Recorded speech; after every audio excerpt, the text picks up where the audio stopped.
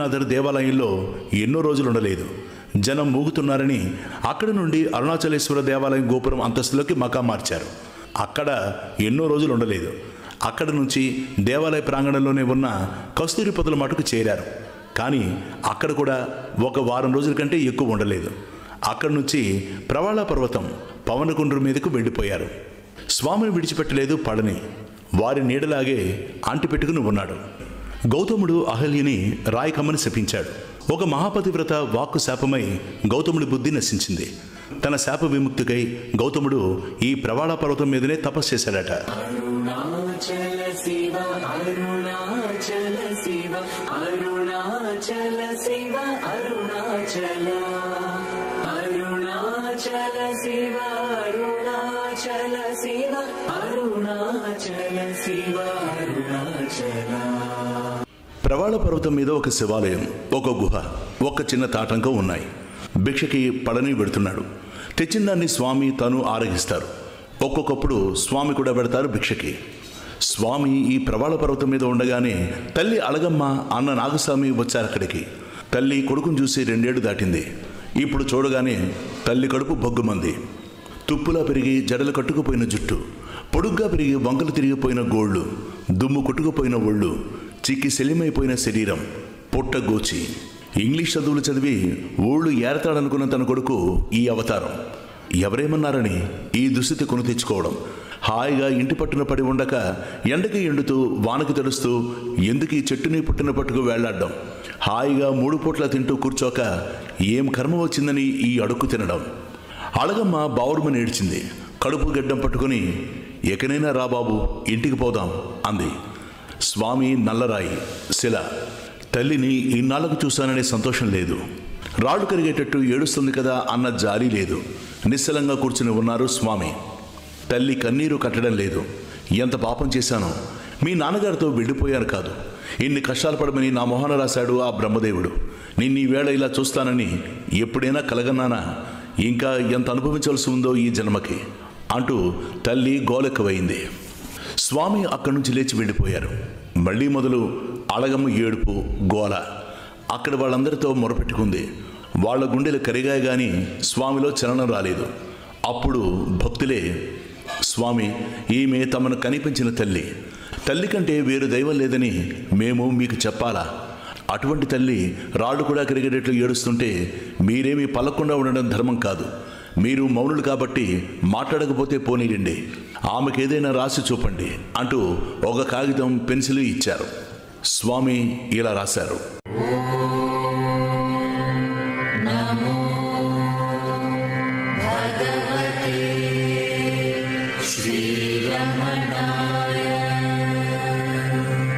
కర్తైన పరమేశ్వరుడు జీవులను తన ప్రారంధ కర్మలను అనుసరించి ఆడిస్తున్నాడు. ఏది జరగవలసిందో అది ఎవరంత అడ్డుపడినా జరిగి తీరుతుంది. ఏది జరగకూడదని ఉందో అది ఎవరంత ప్రయత్నించినా జరగదు. అందుచేత మౌనమే శరణ్యం. స్వామి ప్రథమోపదేశం అది. కొడుకును తనతో ఇంటికి తీసుకువెళ్ళగలను అనే ధీమాతో వచ్చిన అళగమ్మ ఆశ అడియాసైంది. అక్కడ తిరువన్నామలలో కొన్నాళ్ళుండి రోజు చిన్న కొడుకు దగ్గరే కాసేపు కూర్చుంటూ చివరికి ఒకనాడు విడిచిపెట్టి పెద్ద కొడుకుతో తిరిగి మానమధుడు వెళ్ళిపోయింది.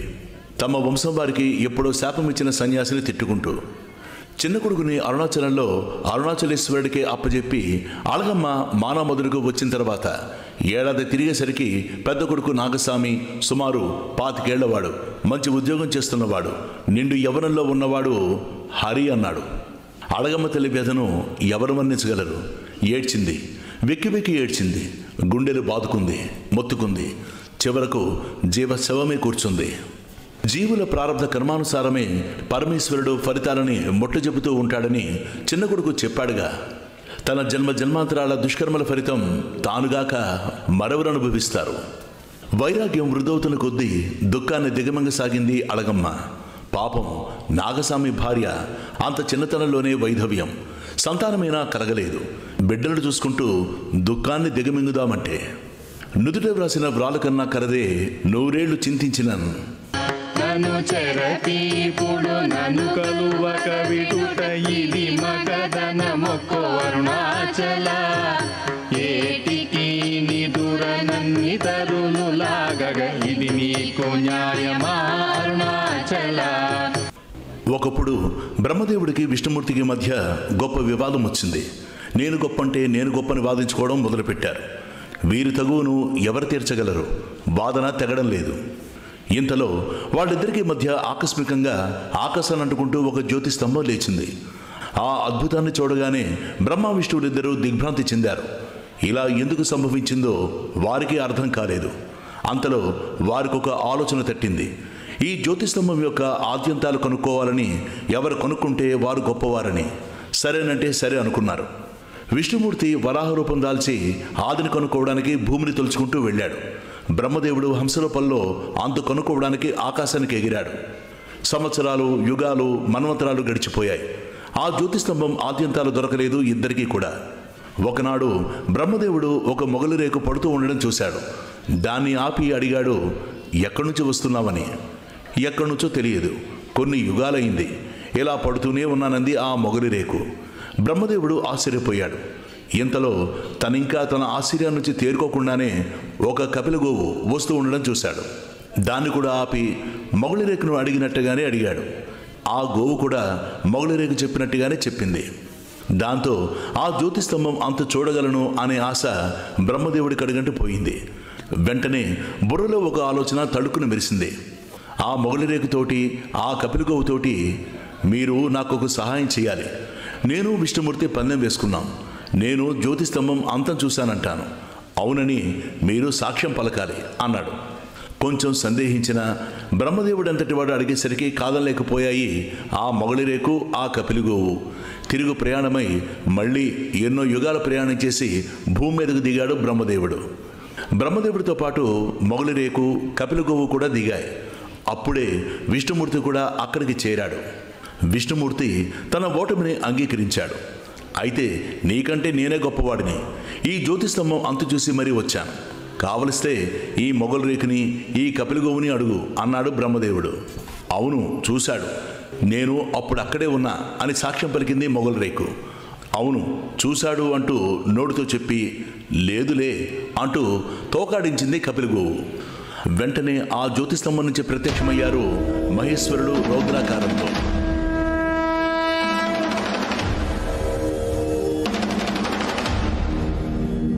కోట సాక్ష్యం ఇచ్చినందుకు నువ్వు పూజకు పనికిరాకుండా పోవుదువుగాక అని మొగలి రేకును శపించాడు. నోటితో అసత్యం పలికినందుకు నీ ముఖం చూడడం మంచిది కాదు. తోకనాడిస్తూ నిజం చెప్పినందుకు విష్ణుమూర్తిని మెచ్చుకొని సర్వాధికుడు కమ్మని సుదర్శన చక్రాన్ని బహుకరించాడు. అసత్యం ఆడినందుకు నీకు పూజా పునస్కారాలు ఉండవని శపించి తన త్రిశూలంతో బ్రహ్మదేవుని శిరస్సును ఒకదానిని ఖండించాడు. తాను చేసిన అపరాధానికి పశ్చాత్తాపడుతూ ఆ సదాశివుని పాదపద్మాలపై పడి క్షమార్పణ వేడుకున్నాడు బ్రహ్మదేవుడు. ఆ సకల లోకేశ్వరుణ్ణి అనేక విధాల స్తుతించాడు బ్రహ్మ. భోళాశంకరుడు ప్రసన్నుడై బ్రహ్మదేవుడికి తెగిన తలని తన భిక్షాపాత్రగా చేసుకున్నాడు. మొగలి పువ్వును మనం పూజకు ఉపయోగించాం. గోవు ముఖాన్ని కాక దాని తోకనే మనం కళ్ళకద్దుకుంటాం. విష్ణుమూర్తి చేతిలో చక్రాన్ని చూస్తాం, బ్రహ్మదేవుడిని పూజించాం. శివుని చేతిలో పుర్రి చూస్తాం. ఇదంతా ఈ కారణం చేతనే. ఆ తర్వాత తన జ్యోతిస్వరూపాన్ని ఉపసంహరించుకొని పరమేశ్వరుడు అరుణాచలాకృతిని దాల్చి అరుణగిరి యోగి అనే సిద్ధుడిగా ఆ పర్వతమందే నివసిస్తున్నాడు. ఇది పురాణగాథ. అరుణాచల పర్వతాన్ని పరమేశ్వరుడిగా భావించి ఆ గిరి ప్రదక్షిణాలు చేస్తున్నారు నేటికి కూడా. అరుణాచల శివ అరుణాచల శివ అరుణాచల శివ అరుణాచల. కొన్ని వందల సంవత్సరాల క్రితం విరూపాక్షి దేవర అనే ఆయన ఆ కొండ మీద గుహలో తపస్సు చేశారట. ఆనాటి నుంచి ఆ గుహకి విరూపాక్షి గుహ అనే పేరు వచ్చింది. స్వామి ఇప్పుడు ఈ గుహకే చేరారు. ఇన్నేళ్లు స్వామి ప్రపంచ విషయాల్లో ఉదాసీనంగా ఉంటూ వచ్చారు. తపస్సు చేసేవారు, నిర్వికల్ప సమాధిలోకి పోయేవారు. ఇదంతా తమ ఉపాధి సకల శక్తులను ఆవిష్కరించడానికి సమర్థవంతం కావడానికేమో. ఇప్పుడు స్వామికి సహజ సమాధి స్థిరపడిపోయింది. కన్ను మూసినా తెరిచినా ఒకటే. అంతా బ్రహ్మమయమే, అంతా తానే, అందరూ తానే. స్వామి పర్వతం మీదకు వచ్చిన జనం విడిచిపెట్టలేదు. వారిని చూడ్డానికి వస్తూనే ఉన్నారు. స్వామి కూడా ఇదివరకటిలా కాక మాట్లాడకపోయినా ఎవరైనా ఏదైనా అడిగినప్పుడు రాసి చూపుతున్నారు. ఉపదేశాన్ని పొందడానికి కొందరు, వారి సన్నిధిని శాంతిని అనుభవించడానికి కొందరు, వారితో విహారానికి వెళ్ళడానికి కొందరు ఇలా రావడం మొదలుపెట్టారు. చివరికి బాలబాలికలు కూడా వారితో ఆడుకోవడానికి వస్తున్నారు. స్వామి అంత సులభులైపోయారు.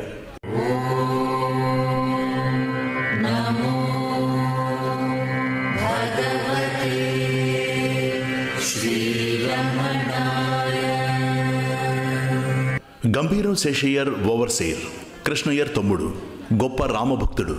తరచూ స్వామి దర్శనానికి వచ్చి తమ సందేహాలను అడుగుతాడు. స్వామి రాసి చూపుతారు. ఆయనకి సంశయ నివృత్తి అవుతుంది. ఇలా స్వామి రాసిచ్చిన కాగితాలన్నిటినీ ఆయనంతో జాగ్రత్తగా భద్రపరిచి ఉంచారు.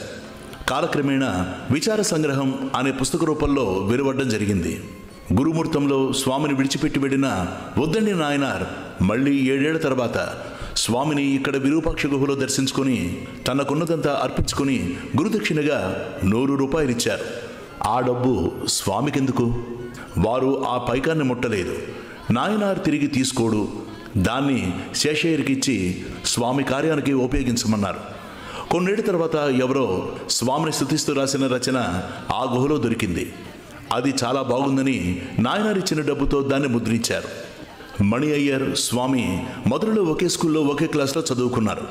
మణి అయ్యర్ పేరు చెబితే చాలు తోటి విద్యార్థులందరికీ హడల్. ఆ మహనీయుణ్ణి అతని పరీక్షల్లో పోకిరి మణి అని చెప్పుకుంటారు. ఎంతవరకు చదివాడో ఏమి పాస్ అయ్యాడో తెలియదు. మొత్తం మీద ఆ పోకిరికి విద్యార్థి దశ పూర్తయింది. ఒకనాడు మణి అతని తల్లితో తిరుపతి యాత్రకు బయలుదేరాడు. తోవలో తిరువన్నామలలో దిగి వెంకటరామన్ని చూసిపోదామన్నది తల్లి. ఎవడైనా నవ్విపోతాడు. ఆ దొంగ సన్యాసిని చూసేదేమిటి, నడు నడు అన్నాడు తనయుడు. తిన్నగా తిరుపతికి వెళ్ళిపోయారిద్దరు. అక్కడ వెంకటేశ్వరుని సేవించుకుని తిరిగి ప్రయాణమైనప్పుడు తల్లి పట్టుబట్టింది. తిరువన్నామలలో ఆగి వెంకటరామని చూసి వెళ్ళవలసిందే అని. సరే అలాగే కాని పాపం వాళ్ళ అమ్మ వాళ్ళు ఎంత బ్రతిమలాడినా రమ్మంటే రానని భీష్మించి కూర్చున్నాడట. ఇప్పుడు ఎలా రాడో చూస్తాను. మర్యాదగా మనతో బయలుదేరతారా? సరే సరే, లేకపోతే చెవి పట్టుకు ఈడ్చుకొస్తాను అన్నాడు పోకిరిమణి. తిరువన్నామలలో దిగారు తల్లి కొడుకులు. కొండెక్కి విరూపాక్ష గుహకు వెళ్లారు. స్వామి దర్శనం చేసుకున్నారు. స్వామికి నమస్కరించి నిశ్శబ్దంగా కూర్చుంది తల్లి. కొడుకు నిశ్శబ్దంగానే కూర్చున్నాడు. నమస్కరించకపోయినా నేనెరుగున్న వెంకటరామనేనా ఈ స్వామి? నాతో ఆడుకున్న వెంకటరామనేనా ఈ స్వామి? నాతో చదువుకున్న వెంకటరామనేనా ఈ స్వామి? ఈ మార్పు ఏమిటి? ఎలా వచ్చింది మార్పు? నేనిప్పుడేమి చేయాలి? ఇలా ప్రశ్నల పరంపర బయలుదేరింది మణిజీ మస్తిష్కంలో. కొంతసేపటికి ప్రశ్నలాగిపోయి ఒక విధమైన శాంతి ఆవరించుకుంది అతన్ని. మౌన ముద్రాలంకృతుడై తేజో విరాజమానంగా ప్రకాశిస్తున్న స్వామిని అలా చూస్తుండగానే అతనిలో ఏమి జాగృతి కలిగిందో. కన్నీరు ధారగా ప్రవహించింది. మాట పెగల్లేదు. సాష్టాంగపడి నమస్కరించాడు. స్నేహితుడి మీద అభిమానం పోలేదు స్వామికి. చెవి పట్టుకు తీసుకువెళ్ళడానికి వచ్చిన అతగాడి చెవిని పట్టుకొని తన పాదాల దగ్గరే కూర్చోబెట్టుకున్నారు. జీవితాంతం స్వామిని విడిచిపెట్టలేదు మణి అయ్యారు. జీవితానంతరం స్వామిలోనే ఐక్యమైపోయాడు.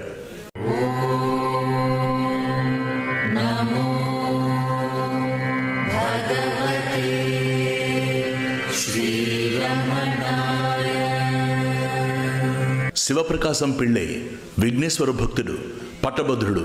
రెవెన్యూ శాఖలో ఉద్యోగం. జమాబందీ పని మీద తిరువన్నామలై వచ్చాడు. స్వామిని గురించి విన్నాడు. వారి దర్శనం చేసుకున్నాడు. తత్వానికి సంబంధించిన తన సందేహాలు వెలువచ్చాడు. స్వామి రాసి చూపారు. పిళ్ళై సందేహాలు పటాపంచలైపోయాయి. తనకు ఉపదేశం ఇవ్వమని ప్రార్థించాడు. కానీ స్వామి మౌనంగానే ఉండిపోయారు. పిళ్ళైకి వైరాగ్యం అంతకంతకు ఎక్కువైంది. ఉద్యోగానికి రాజీనామానిచ్చేశాడు. భక్తి ప్రపత్తులతో కాలం గడుపుతున్నాడు తన స్వగ్రామంలో. ఒకరోజున పాపం అతని భార్య పోయింది. కొన్నాళ్లు బాధపడ్డాడు.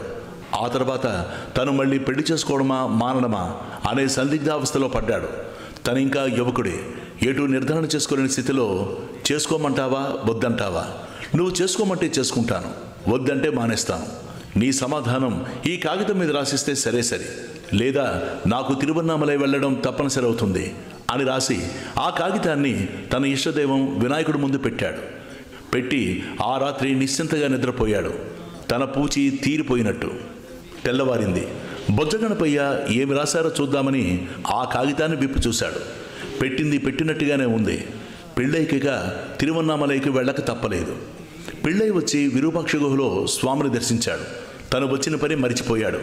అడగాలనుకున్నది అడగలేదు. అడగకుండానే సమాధానం దొరికింది ఆయనకి. స్వామి ఉపదేశం పెళ్ళి, పెటాకులు, విడాకులు ఇదేమీ కాదు.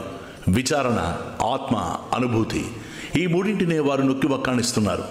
కాదు, రాసి చూపుతున్నారు. అదీగాక వారి జీవితమే చాటి చెబుతోంది జీవిత దర్శనం పెళ్ళి, పిల్లలు, సంసారం కాదని, తన్ను తాను తెలుసుకోవడమే అని. కాతే కాంత కాస్తే పుత్ర సంసారోయమతీవ విచిత్ర కస్యత్వం వాగుత ఆయుతత్వం చింతయు తదిహ భ్రాత. అంటే ఈ భార్యాబిడ్డలెవరు? చిత్ర విచిత్రమైన ఈ సంసారం ఏమిటి? నువ్వెవరు? ఎక్కడి నుంచి వచ్చావు? ఈ విషయాలను యోచించు సోదరా అని ఏనాడో చెప్పారు శంకర భగవత్పాదుల వారు. శివప్రకాశం పెళ్ళై తిరువన్నమలైలో కొన్నాళ్ళుండి ఇక స్వగ్రామం పోదామని స్వామి దగ్గర సెలవు తీసుకోవడానికి విరూపాక్ష గుహకు వచ్చాడు. స్వామి తమ అపురూపమైన దివ్య దర్శనమిచ్చారు పెళ్ళైకి. పెళ్ళై తన్మయత్వం చెందాడు. ఆయన ఆనందానికి అవధులు లేవు. ఇతరులెవరికి లభించిన అదృష్టం తనకు లభించింది. స్వామికి కృతజ్ఞతాపూర్వక సాష్టాంగ దండ ప్రణామాలు ఆచరించాడు. తన ఇష్టదైవం విఘ్నేశ్వరుడు తనకేమీ రాసి చూపకుండా ఇక్కడికి పంపడం ఈ మహద్భాగ్యం కోసమేనని రూఢి చేసుకుని అంతటి మేలు చేసిన గణపతికి కూడా జోహాలు అర్పించాడు. పెళ్ళై ఆనాడు స్వామి దగ్గర సెలవు తీసుకోలేదు. మరునాడు వచ్చి సెలవు తీసుకుందామనే ఉద్దేశం అయింది. ఆ రోజు కూడా అదే అనుభూతి, ఆ మరునాడు కూడా అదే. ఏమి పెళ్ళై పూర్వపుణ్యం. స్వామి తనకు అనుగ్రహించిన దివ్య దర్శనాన్ని, వారికి తనపై కలిగిన నిర్హేతుక జయమాన కరుణా కటాక్షాన్ని వర్ణిస్తూ అనుగ్రహ అవహల్ అనే కావ్యాన్ని రచించి ప్రచురించాడు శివప్రకాశం పిళ్ళై. దానికి అనుబంధంగా తాను స్వామి దగ్గర తెలుసుకున్న విషయాలని, అనగా స్వామి రాసి చూసిన వాటిని నేనెవడను అనే పుస్తకాన్ని రాసి చేర్చాడు. అరుణాచల శివ అరుణాచల శివ అరుణాచల శివ అరుణాచల. కావ్యకండ గణపతి మునీంద్రులు స్వామిని దర్శనం చేసుకున్నది ఈ విరూపాక్ష గుహలోనే. అశేష శేముషి ప్రజ్ఞాధీరుణులు గణపత్యాంశ సంభూతులు అయిన గణపతి మునీంద్రులు స్వామికి ప్రణమిల్లి ఇలా అన్నారు: స్వామి, నేను వేదాంగ శాస్త్ర పురాణ ఇతిహాసాలన్నింటినీ మదించాను. నాకిక చదవలసింది లేదు. కోట్ల కొలది మంత్రజపం చేశాను. ఆశించిన ఫలితం కనబడలేదు. శాంతి చేకూరలేదు. తపస్సు యొక్క స్వరూపం ఏమిటో సెలవిచ్చి నన్ను ధన్యుని చేయాలని మిమ్మల్ని శరణుజొచ్చాను. మీ పాదపద్మాలని నమ్ముకున్నాను అన్నారు రమణుల పాదపద్మాలని తన చేతులతో తాకుతూ. స్వామి గణపతి మునీంద్రులకేసి తదేక దృష్టితో చూశారు. కావ్యకంఠ గణపతి మునీంద్రులు కూడా ఆ స్వామి అనుగ్రహానికి ఆత్రంగా చూస్తున్నారు. అప్పుడు అక్కడ ఉన్నవారంతా నిశ్శబ్దంగా కూర్చున్నారు, స్వామి వంక మునీంద్రుల వంక చూస్తూ. మునీంద్రులు వేసిన ప్రశ్న అసామాన్యమైంది. అటువంటి ప్రశ్నకు సమాధానంగా స్వామి ఏమి రాసి చూపుతారోనని ఎదురు చూడడం సహజమే. కానీ స్వామి రాసి చూపలేదు. ఇన్ని సంవత్సరాల తర్వాత మౌనాన్ని విడిచిపెట్టి కంఠనాళాలని సవరించుకుంటూ ఒక్కో మాటని పెకిలించి బయటికి తెచ్చుకుంటూ ఇలా చెప్పారు: మీరు నేను అంటున్నారు కదా, ఆ నేను అనే భావన ఎక్కడ పుడుతోంది? దాని పుట్టుక స్థానాన్ని పరిశీలించండి. మనసు అక్కడే లీనమవుతుంది. అదే తపస్సు. మీరు మంత్రజపం చేస్తున్నారు కదా, ఆ మంత్రనాదం ఎక్కడి నుండి ఉద్భవిస్తుందో పరిశీలించండి. మనసు అక్కడే లయిస్తుంది. అదే తపస్సు అన్నారు రమణులు. ఈ మహోపదేశానికి గణపతి మునీంద్రుల హృదయం చల్లబడింది. వారిపై పన్నీటి జల్లు పడినట్లయింది. వారికి అమృతం సేవించినట్లయింది. వేదకాలం తర్వాత ముక్తికి కొత్త మార్గం చూపింది వీరే. మూలాల్ని అన్వేషించింది వీరే. మోక్ష మార్గదృష్టులు మహర్షులు. అసలు రహస్యం తెలిసిన వీరు మహర్షులలో మహర్షి, కేవలం భగవంతుడు. ఇలా తలపోస్తూ స్వామి చరణారవిందాలను కళ్ళకద్దుకుని భగవాన్ శ్రీ రమణ మహర్షి ధన్యోస్మి ధన్యోస్మి అన్నారు కావ్యకంఠ గణపతి మునీంద్రులు.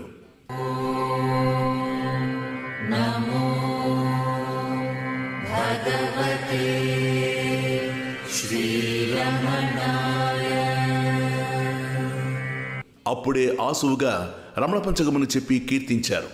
ఆనాడే వారి శిష్యగణంతో సహా వారి భక్తులయ్యారు. తాను కొలుచున్న పార్వతీదేవి అనుగ్రహమే తమను రమణ సన్నిధికి చేర్చిందని విశ్వసించారు కావ్యకంఠ గణపతి ముని. ఆనాటితో ఆ బ్రాహ్మణ స్వామి పేరు పోయి భగవాన్ శ్రీ రమణ మహర్షి అనే కళ్యాణనామం స్థిరపడింది.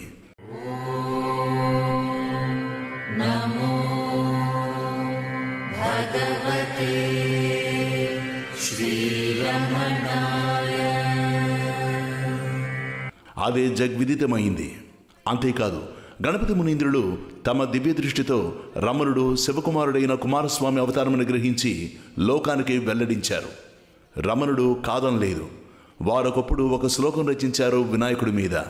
దాని తాత్పర్యం ఇది: కన్న తండ్రిని బిచ్చగాడిని చేశావు, బాగా బొజ్జ పెంచుకున్నావు. నేను ఆ తండ్రి కన్న బిడ్డని.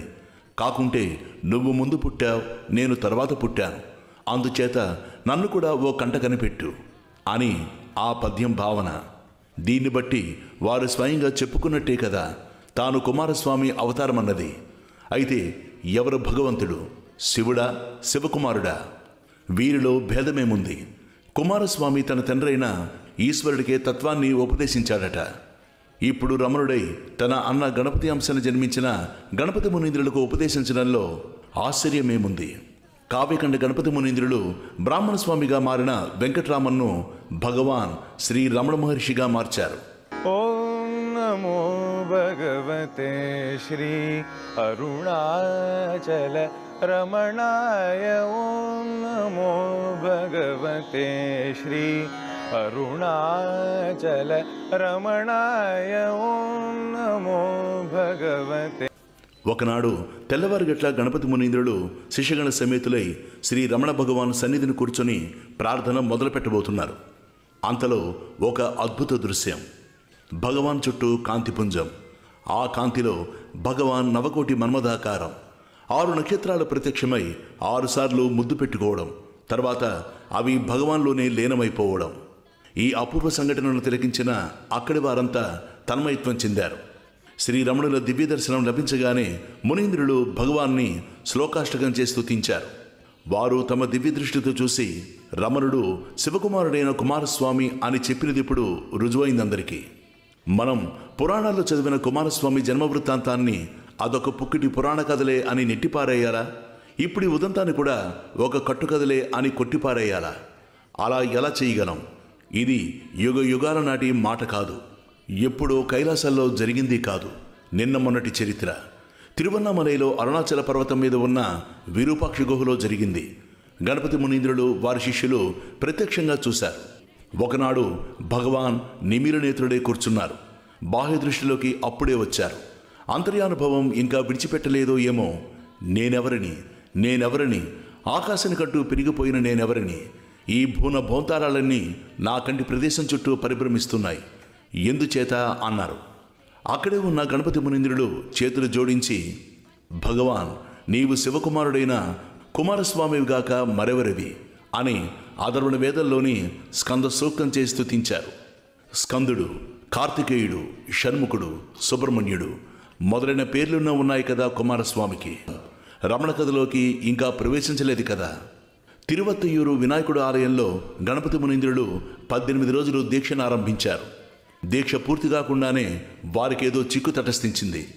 భగవాన్ ఇప్పుడిక్కడ ఉండుంటే బాగుండును కదా అనుకున్నారు. వెంటనే భగవాన్ ప్రత్యక్షమయ్యారు. మునీంద్రుడు వారికి పాదాభివందనం చేశారు. భగవాన్ వారి శిరస్సుపై తమ హస్తం ఉంచారు. మునీంద్రుడి శరీరంలో విద్యుత్ శక్తి ప్రవహించినట్టయింది. భగవాన్ తమకు హస్తదీక్షనిచ్చినట్లుగా భావించారు మునీంద్రుడు. ఓం నమో భగవతే శ్రీ అరుణాచల రమణాయ. ఓం నమో భగవతే శ్రీ అరుణాచల రమణాయ. ఇక్కడ విరూపాక్ష గుహలో పళని భగవాన్ను చూస్తూ ఏమిటి ఆలోచిస్తున్నారు అని అడిగాడు. ఏమీ లేదు, పడుకునే ఉన్నాను కదా, నిద్రపోవడమూ లేదు, సమాధిలో మునిగిపోనూ లేదు. హఠాత్తుగా ఈ శరీరం పైకి వెళ్ళడం మొదలుపెట్టింది. వెళ్ళగా ఈ మేడలు, మిద్దెలు, ఈ చెట్లు చేమలు, ఈ కొండలు, గుట్టలు కనబడ్డ మానేశాయి. ఎటు చూసినా తెల్లటి కాంతి. ఇలా వెళ్ళి ఈ శరీరం ఒకచోట దిగడం ప్రారంభించింది. దిగింది. చూద్దును కదా, అది తిరువత్తయ్యూరు. తిన్నగా నడిచి వినాయకుడి గుడిలోకి వెళ్ళాను. అక్కడ గణపతి మునీంద్రుడు ఉన్నారు. వారి శిరస్సు మీద చెయ్యి వేసినట్లు గుర్తు అన్నారు భగవాన్. జగదీష్ శాస్త్రి అనే భక్తుడు భగవాన్ సన్నిధిని కూర్చున్నాడు ఒకనాడు. అతనికి హృదయ కుహర మధ్యే అనే పదం స్ఫురించి హృదయ కుహర మధ్యే అంటున్నాడు. ఆ తర్వాతదేమీ తట్టడం లేదు ఆయనకి. భగవాన్ గమనించారు అతని అవస్థ. గమనించి హృదయకుహర మధ్యే కేవలం యహ మహమితి సాక్షాదాత్మరూపేణ భాతి హృది విషమనస స్వాం చిన్వత మజ్జత నా పవనచలనరోధ దాత్మానిష్టో భనత్వం అని పూర్తి చేశారు. హృదయకుహర మధ్యాన్ని అద్వితీయుడైన పరమేశ్వరుడు నేనంటూ ఆత్మరూపంగా ప్రకాశిస్తున్నాడు. మనస్సుతో అహం మూలాన్వేషణ చేస్తూ ఆత్మలో మునుగు, లేదా ప్రాణవృత్తిని నిరోధిస్తూ ఆత్మయందు నిలకడ చెందు. ఇది ఆ శ్లోకార్థం. తత్వరూపాన్ని ఇంత తేలికగా పండితులేగాక పామరులకు కూడా అర్థమయ్యేటట్టు చెప్పిన భగవాన్ ప్రజ్ఞా ప్రాభవాలకు అబ్బురపడిపోయారు గణపతి మునీంద్రుడు. అంతేకాదు, ఇంత చక్కటి కవిత్వం మనం ఎప్పుడైనా కనీవిని ఎరుగుదమా అని తమ శిష్యులతో అన్నారు. పెద్ద చదువులేమి చదువుకునే భగవానికి కావ్యకంఠ గణపతి మునీంద్రులంతటి వారి ప్రశంసలు అందుకునే కవిత్వం ఎలా అబ్బిందో అబ్బకేం చేస్తుంది? వారికి అసాధ్యమైందేముంది? వారు సాక్షాత్ భగవాన్ కదా. గణపతి మునీంద్రుడు దాదాపు 800 శ్లోకాలు పూర్తయ్యాయి. ఇంకా 200కు పైగా రాస్తే గాని గ్రంథం పూర్తి కాదు. కానీ ఎందుచేతనో కావ్యకంఠుల కలం ముందుకు సాగడం లేదు. దేవి సమక్షాన ఆ గ్రంథాన్ని చదవవలసింది ఆ మరునాడే. మునీంద్రులకు ఏమి చెయ్యాలో ఏమి తోచలేదు. తమ సంకట స్థితిని భగవాన్కు నివేదించుకున్నారు. పర్వాలేదు, పూర్తవుతుంది, వ్రాయండి అన్నారు భగవాన్. అక్కడే కూర్చుని అప్పుడే మళ్ళీ రాయడం మొదలుపెట్టారు మునీంద్రుడు. కలం చకచకా నడిచింది. ఆ 200 పైచిలకు శ్లోకాలు పూర్తయ్యాయి. అంతవరకు మౌనంగా కూర్చున్న భగవాన్ చెప్పినదంతా వ్రాసుకున్నారా అన్నారు. చిత్తం, వ్రాసుకున్నాను అన్నారు మునీంద్రుడు. ఆ మరునాడు గ్రంథపఠన కార్యక్రమం పండిత ప్రకాండులు అచ్చురుబంది చూస్తుండగా దేవి సమక్షాన దిగ్విజయంగా ముగిసింది. శ్రీ రమణ భగవాన్ కావ్యకంఠ గణపతి మునీంద్రుల పరస్పర అనుబంధం ఎంత చిత్రమైందో. మునీంద్రులు భగవాన్ కంటే 1 ఏడాది పెద్దవారు. భగవాన్ని వారు నాయన అని గౌరవ పురస్పరంగా పిలిచేవారు. ఆ పేరే స్థిరపడిపోయింది వారికి. భగవాన్ అప్పుడు బ్రాహ్మణ స్వామి. విరూపాక్ష గుహలో ఉంటున్నప్పుడే ఎచ్చమ్మాళ్ళు వచ్చింది. భర్తని, ఏకైక పుత్రుణ్ణి, తనకున్న 2 కుమార్తెలని కోల్పోయిన దుఃఖం భగవాన్ని దర్శించగానే పటాపంచలైంది. ఆనాటి నుండి ఆమె భగవానుకు భిక్ష పెట్టని రోజు లేదు. ఊళ్ళో ఎక్కడో కాపురముంటూ ప్రతిరోజు కొండెక్కేది. హెచ్చెమ్మాళ్ళకి ఇంత అనుభవమైన మమకారాలు పోలేదు. మేనకోడలు శల్యమ్యాల్ని పెంచుకుని పెళ్లి చేసింది. ఆమెకు మగబిడ్డ పుట్టాక రమణుడు అని పేరు పెట్టింది. మనవడు పుట్టాడని సంతోషిస్తుండగానే పిడుగులాంటి వార్త శల్యమ్మాళ్ చనిపోయిందనే టెలిగ్రామ్. బోరును ఏడుస్తూ భగవాన్ దగ్గరకు పరుగు తీసింది హెచ్చెమ్మాళ్. విషయం తెలుసుకుని భగవాన్ కూడా దుఃఖించారు. చిత్రం, హెచ్చెమ్మాళ్ బాధ ఆ క్షణంలోనే తీరిపోయింది. భగవాన్ ఆమె బాధను పంచుకోగానే. ఆమె ప్రారంధ కర్మ నివృత్తిగా ఇదంతా. హెచ్చెమ్మాళ్ ఒకనాడు ధ్యానంలో మునిగి కదలకుండా మెదలకుండా 2 రోజులు ఉండిపోయింది. అలాగే ఆ ఇంట్లో వాళ్ళు కంగారు పడి భగవాన్ దగ్గరికి వెళ్ళి చెప్పారు. ఏమీ పర్వాలేదు, వెళ్ళండి అన్నారు భగవాన్. 3వ నాడు భిక్ష పట్టుకుని భగవాన్ దగ్గరికి వచ్చింది హెచ్చెమ్మాళ్. ఏమిటి హెచ్చమ్మ, మీ ఇంట్లో వాళ్లకు ఏవో విద్య చూపావటనే. హెచ్చమ్మ, నువ్వు చూసిన తేజస్సు కూడా దృశ్యమే, ఆత్మ కాదు. ఆత్మోపలబ్ధికే ప్రయత్నించాలి గాని దృశ్యాలతో తృప్తి చెందకూడదు అన్నారు భగవాన్. హెచ్చెమ్మాళ్ నిర్ఘాంతపోయింది. తను చూసిన తేజస్సు సంగతి భగవాన్కి ఎలా తెలిసిందా అని. వారికి తెలియందేముంది, సర్వాంతర్యామి, సర్వవ్యాపి కదా. ఆనాటి నుండి హెచ్చెమ్మాళ్ దృశ్యాలను తోసిపుచ్చి ఆ దృశ్యాలను చూసే ద్రష్ట కోసమే ప్రయత్నించడం మొదలుపెట్టింది. ఒకనాడు భిక్ష పట్టుకుని కొండెక్కుతోంది హెచ్చెమ్మాళ్. విపరీతంగా వాన కురవడం మొదలుపెట్టింది. ఒక చెట్టు నిండిన ఆగింది. ఆగి పైకి చూసేసరికి భగవాన్ కూడా అక్కడొక బండ మీద కూర్చుని ఉండడం గమనించింది. తను తడిసి ముద్దయి పైకెక్కింది. ఆశ్చర్యం, భగవాన్ మీద 1 చుక్క నీరు కూడా పడలేదు. వారి చుట్టూ మాత్రం ఒక చెరువులాగా ఉంది. మరొక రోజు హెచ్చెమ్మాళ్ భిక్ష తీసుకుని గుహకు వచ్చేసరికి భగవాన్ ఒక శాస్త్రి గారితో మాట్లాడుతున్నారు. వాళ్ళిద్దరిని చూడగానే హెచ్చెమ్మాళ్ బిగుసుకుపోయి వణకడం మొదలుపెట్టింది. అదేమిటి హెచ్చమ్మ అన్నారు భగవాన్. నేను వస్తుండగా సద్గుణ స్వామి గుహ దగ్గర మీ ఇద్దరిని చూశాను. వచ్చేస్తారు కదా, పోయి అక్కడే కూర్చుందామని వచ్చేశాను. మీరిద్దరూ అక్కడే ఉన్నారు అంది హెచ్చెమ్మాళ్. భగవాన్ చిరునవ్వు నవ్వి ఊరుకున్నారు. ఇదంతా విన్న శాస్త్రి గారు, భగవాన్ మీరిక్కడ నాతో మాట్లాడుతూనే ఉన్నారు. ఈ అమ్మకు అక్కడ దర్శనమిచ్చారు. నా మీద ఎప్పుడు మీ అనుగ్రహం అన్నారు. భగవాన్ హెచ్చెమ్మాళ్ళకు చూపిన అనుగ్రహాద్భుతాలు ఎన్నెన్నో. నమో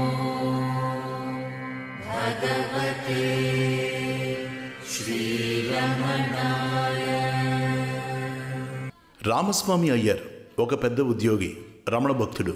కీర్తనలు రచించగలడు, శ్రావ్యంగా పాడగలరు. రమణ కరుణాభరణ, నిన్ను శరణుజొచ్చాను, నాకు సమస్తము నీవే, మధుతో నిండిన పుష్పానివి నీవు, ఆ తేనెను ఆస్వాదించుకు ఉత్సాహపడే మధుపాని నేను. ఈ అర్థమొచ్చే పాటని అయ్యర్ పాడుతున్నప్పుడు శ్రోతలు భక్తి తత్పరులై మైమరిచిపోయేవారు. అయ్యర్ పెద్ద ఉద్యోగి, భక్తుడే.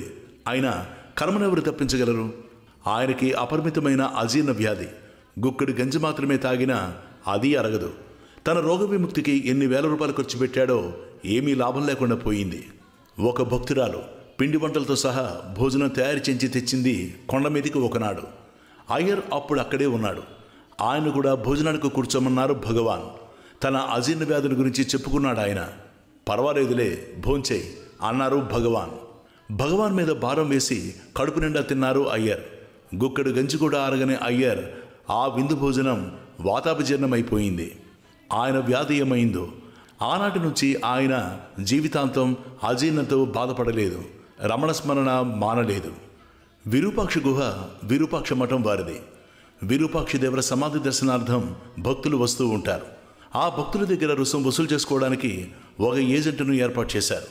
కానీ అడపదడప వచ్చే భక్తుల కోసం కాచు కూర్చొని ఆ ఏజెంటు ఏమి వసూలు చేసుకోగలడు? అందుచేత ఆయన అది పట్టించుకోవడం మానేశాడు.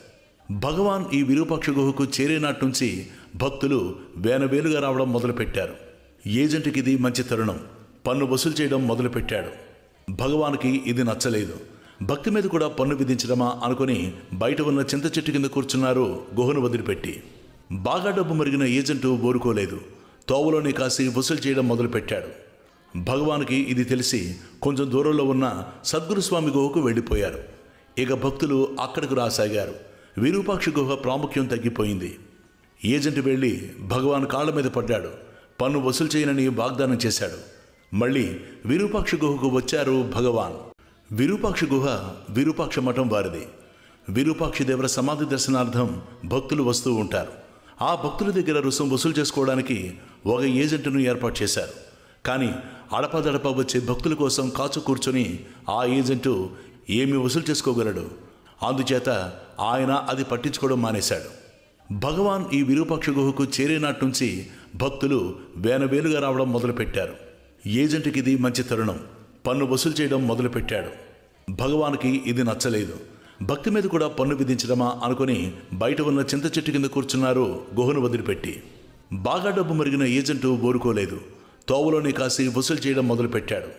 భగవాన్కి ఇది తెలిసి కొంచెం దూరంలో ఉన్న సద్గురుస్వామి గుహకు వెళ్ళిపోయారు. ఇక భక్తులు అక్కడికి రాసాగారు. విరూపాక్ష గుహ ప్రాముఖ్యం తగ్గిపోయింది. ఏజెంట్ వెళ్ళి భగవాన్ కాళ్ళ మీద పడ్డాడు. పన్ను వసూలు చేయనని వాగ్దానం చేశాడు. మళ్ళీ విరూపాక్ష గుహకు వచ్చారు భగవాన్. అరుణాచల శివ అరుణాచల శివ అరుణాచల శివ అరుణాచల అరుణాచల శివ అరుణాచల శివ అరుణాచల శివ అరుణాచల. జటాస్వామి సత్యాన్వేషణకి అరుణాచల పర్వతం మీద తపస్సు ప్రారంభించి ఉండవచ్చు. కానీ పాపం వచ్చిన పని మర్చిపోయాడు. భగవాన్ చుట్టూ చేరే భక్తులని వాడు తెచ్చే నైవేద్యాలను చూసి ఓర్వలేకపోయేవాడు. ఈర్ష్య ప్రకోపించింది. పర్వతం మీద ఒక గుట్ట వెనక దాగి భగవాన్ దర్శనానికి వచ్చే భక్తుల మీదకి రాళ్ళు దొర్లించడం మొదలుపెట్టాడు. భక్తులు భూకంపం అనుకుని పారిపోయేవారు. ఒకనాడు ఒక రాయి వచ్చి భగవాన్ కాలు వేలికి తగిలి వేలు తెగిపోయింది. పరని చూసి గుల్లుమన్నాడు. ఏమైందని అలా ఏడుస్తావు అంటూ ఆ వేలుని తెగిన చోట నొక్కుకున్నారు భగవాన్. వెంటనే అతుక్కుపోయింది ఆ వేలు. తెగిన ఆనవాలు కూడా కనబడలేదు. ఒకనాడు రాళ్ళు దొల్లిస్తున్న సమయంలో జటాస్వామిని పట్టుకున్నారు భగవాన్. నవ్వడం మొదలుపెట్టాడు ఆ జటాస్వామి. సిగ్గులేని మొహానికి నవ్వొకటే తక్కువైంది కాబోలు.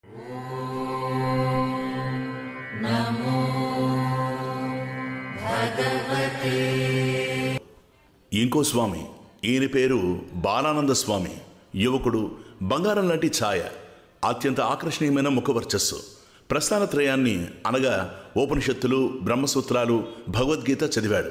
ఇంకా కొన్ని ఆధ్యాత్మిక గ్రంథాల్ని చదివాడు. అనేక భాషల్లో అనర్గళంగా మాట్లాడగలడు. మాట నేర్పరి, వశీకరణ శక్తి కలవాడు. ఎంత వాడైతేనే ఈయనకి పట్టుకుంది జటాస్వామికి పట్టుకున్న జాడ్యం. భగవాన్ భక్తులతో పాపం కుర్రాడు, కల్లాకపడం తెలియనివాడు, యోగ్యుడిని కనిపెట్టే ఉపదేశమిచ్చాను. అలా చెప్పి భగవాన్ గురువుగా చలామణి అవుతూ భగవాన్ని చూడవచ్చే వారి దగ్గర నుంచి డబ్బులు వసూలు చేయడం ప్రారంభించాడు. ఎన్నాడు సాగుతుంది ఈ ఆట? భక్తులే కనిపెట్టి వాడి మాటను నమ్మకపోవడమే కాకుండా దగ్గరకు వస్తే అవతలకు పొమ్మన్నారు కూడాను. ఆ బాలానంద స్వామి కట్టేవన్నీ పట్టుబట్టలే.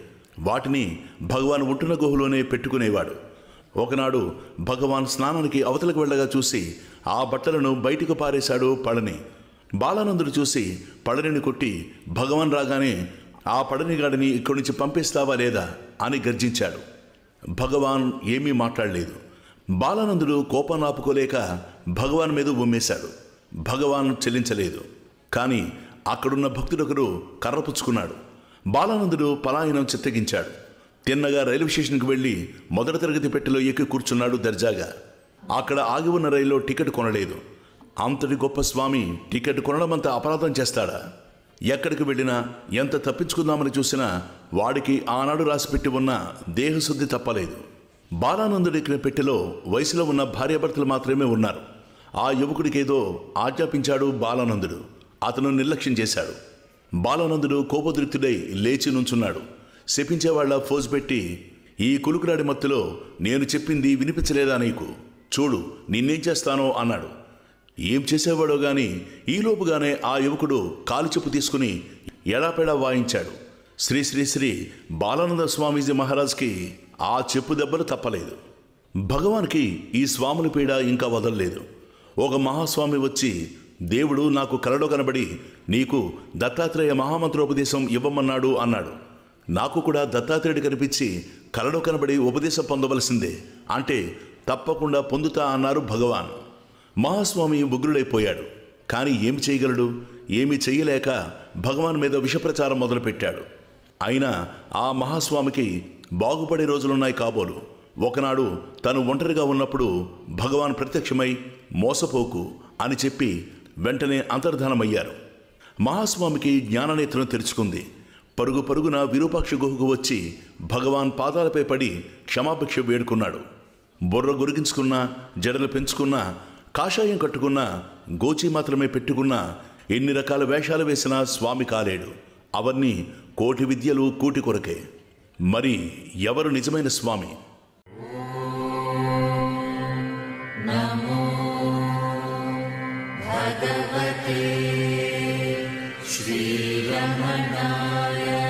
స్వస్వరూప స్థితిలో నిలకడ చెందినవాడే నిజమైన స్వామి, జ్ఞాని. ఏకమేవ ద్వితీయుడైన పరమాత్మ. జ్ఞానికి నాకు అభేదము అని కృష్ణ పరమాత్మే భగవద్గీతలో చెప్పి ఉన్నాడు కదా. ఆకుకూరలవ్వ, మొదలియార్పాటి మొదలైన నిరుపేదలు తెచ్చిచ్చే గంజిని, భాగ్యవంతులు తెచ్చే పంచభక్ష పరమాణాలని ఒకేలాగా చూస్తారు భగవాన్. వారికందరూ సమానులే, అందరూ తనవారే, వసుదైవ కుటుంబం. భగవాన్కు ఉన్నది ఒకే ఒక కౌపీనం. అది చిరిగినప్పుడు దాంట్లోంచి ఒక పోగు తీసి ఒక ముళ్ళుకు దాన్ని కట్టి ఆ చిగురును కుట్టుకుంటారు. కౌపీనవంతః కలు భాగ్యవంతః. ఎవరో ఎప్పుడో ఒక తుండుగుడ్డునిస్తే వాడగా అది చిరుగు పోగులే కూర్చుంది. దాన్నొక కుర్రాడు చూసి, స్వామి, గవర్నర్ గారు మీ తుండును కొంటారట, అమ్ముతారా అన్నాడు. భగవాన్ నవ్వుతూ, అమ్మో, దీన్ని అమ్మడమే, ఎంత వెల ఇచ్చినా ఇచ్చేది లేదు అన్నారు భగవాన్. కుర్రాడతో గోళికాయలు, దాగుడు మూతలు, బొవ్వలాటలు ఎన్నెన్ని ఆడుకుంటారో భగవాన్. భగవాన్ చిరుగుల తుండుకి సహస్రాక్షుడని నామకరణం చేశారు ఎవరు. దాన్ని భక్తులెవరైనా చూస్తే కొత్త తుండిని తెచ్చిస్తారేమోనని భగవాన్ భయం. ఒకనాడు ఒక భక్తుడు చూడనే చూశారు. ఎంతో నొచ్చుకుని కొత్త తుండిని తెచ్చిచ్చాడు. భగవాన్ కూడా నొచ్చుకున్నారు. ఆ సహస్రాక్షుడు ఆ భక్తుడి కళ్ళబడ్డందుకు.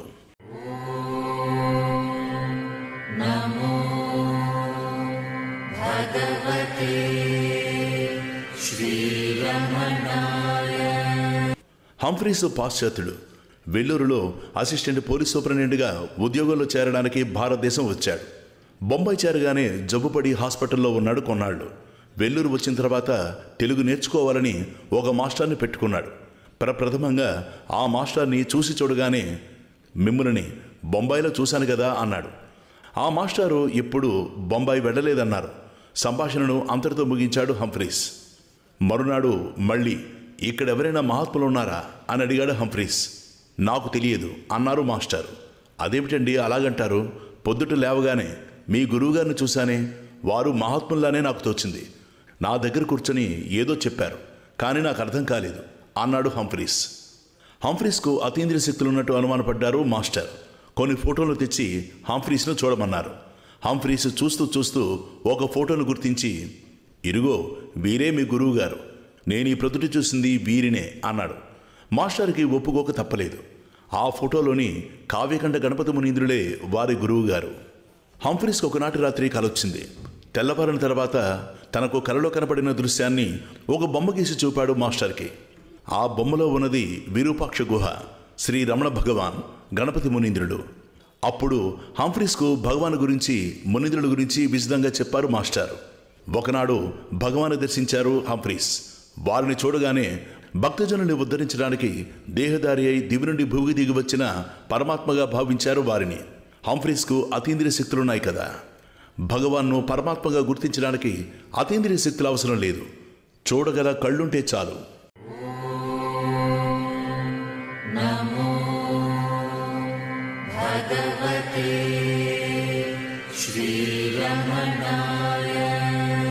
రాఘవాచారి ఒక పెద్ద ప్రభుత్వ ఉద్యోగి, దివ్యజ్ఞాన సమాజ సభ్యుడు, నిర్మలాంతఃకరుణుడు. భగవాన్ దగ్గరకు వస్తూ పోతూ ఉండేవాడు. ఎప్పుడూ ఏమీ అడగడు. వారి సన్నిధిని శాంతి అనుభవించడమే చాలు ఆయనకి. ఆచారికి ఒకనాడు ఒక బుద్ధి పుట్టింది. భగవాన్ని 3 ప్రశ్నలు అడగాలి అని. ఆయన అనుకున్న ప్రశ్నలు: 1వ ప్రశ్న, ఎవరూ లేనప్పుడు మీ దర్శనం కావాలి నాకు, ఎప్పుడు అనుగ్రహిస్తారు? ఇక 2వ ప్రశ్న, దివ్యజ్ఞాన సమాజాన్ని గురించి తమ అభిప్రాయం ఏమిటి?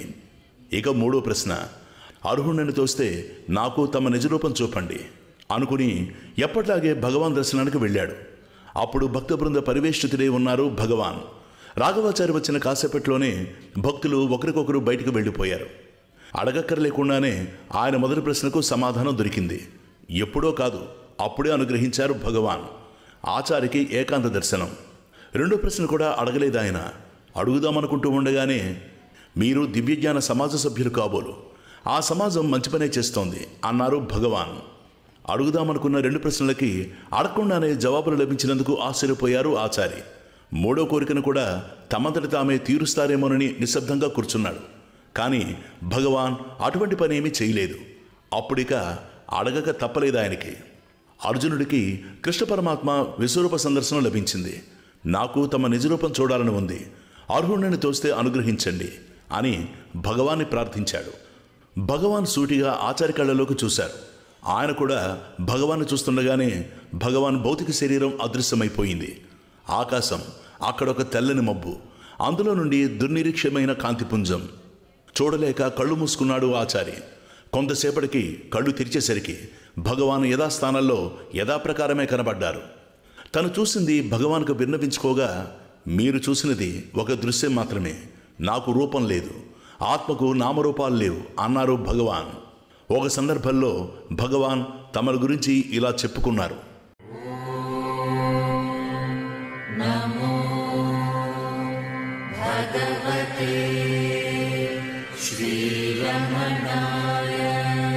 హరి మొదలైన ఇతర జీవుల హృదయ వారిజ గుహయందు వ్యాపకముగా నెరకయ్యి రమయించు పరమాత్ముడెవ్వడు, అరుణాచల రమణుడగునతండే. పిపీలికాది బ్రహ్మ పర్యంతం జీవకోట్ల హృదయాంతరాలలో ఎరుకయ్యి క్రీడించు పరమాత్మే అరుణాచల రమణుడు. భగవాన్కు కొండ మీద కోతులు, పక్షులు, ఉడతలు అన్నిటితోటి స్నేహమే.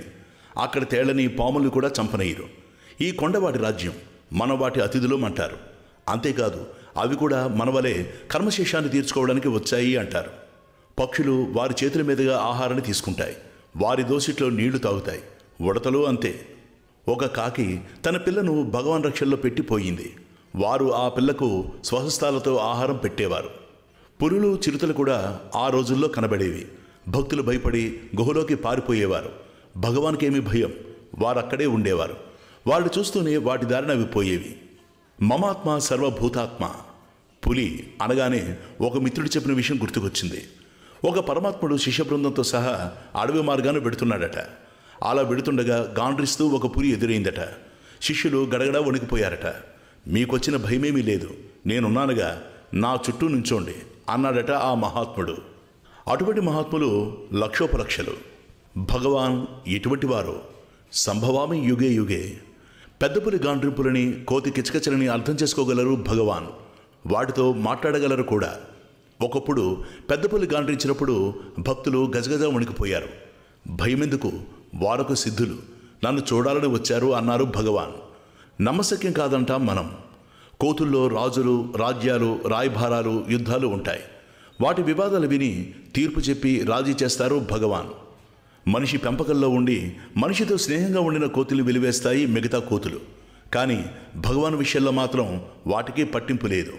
ఎప్పుడో ఒక కోతి పిల్లని ఒక పెద్ద కోతి బాగా కరిచింది. ఆ కోతి పిల్ల ఎలాగో విరూపాక్ష గుహకు చేరుకుని స్పృహ తప్పి పడిపోయింది. చచ్చిపోయిందనుకున్నారు అంతా. కానీ భగవాన్ దానికెంతో పరిచర్య చేసి బ్రతికించారు. బ్రతికింది కానీ కుంటిదిగానే ఉండిపోయింది. అందుచేత దాన్ని నుండి అని పిలిచేవారు. నుండి అనగా కుంటి. నుండికి భగవాన్ దగ్గర బాగా చనువు. ఒళ్ళో కూర్చునేది, శుచి శుభ్రంగానే ఉండేది. కానీ దానికి కోపం జాస్తి. నుండి ఒక రోజున సరిగా అన్నం తినకుండా చెల్లాచెదురుగా చిమ్మేసింది. భగవాన్ దానిని మందలించారు. దానికి కోపం వచ్చి భగవాన్ను కొట్టింది. తమను కొట్టినందుకు శిక్షగా దాన్ని దగ్గరకు రానివ్వలేదు భగవాన్. అప్పుడు నుండి ఎంత బతిమాలుకుందో, ఎంతగా కాళ్ళ వేళ్ళ పడిందో. మళ్ళీ భగవాన్ తనని తమ ఒడిలోకి తీసుకునేంత వరకు అది పడిన తహతహ అంతా ఇంతా కాదు.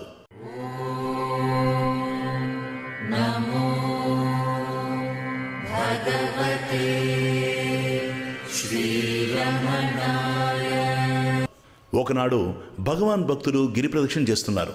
మిట్ట మధ్యాహ్నం అయింది. దాహం వేసింది అందరికీ. ఒక చోట కూర్చున్నారు. దగ్గరలోనే ఒక నేరేడు చెట్టు ఉంది. ఆ చెట్టు నిండా పళ్ళున్నాయి. కానీ వాటిని కోసుకోవడానికి ఒప్పుకోరు భగవాన్. అది ఎవరి సొత్తోనని. ఎక్కడి నుంచి వచ్చి పడ్డాయో కోతులు. ఒక దండంతా వచ్చింది. ఆ నేరేడు చెట్టు మీదకి ఎక్కాయి. దాని కొమ్మలని ఊపి ఊపి వదిలిపెట్టాయి.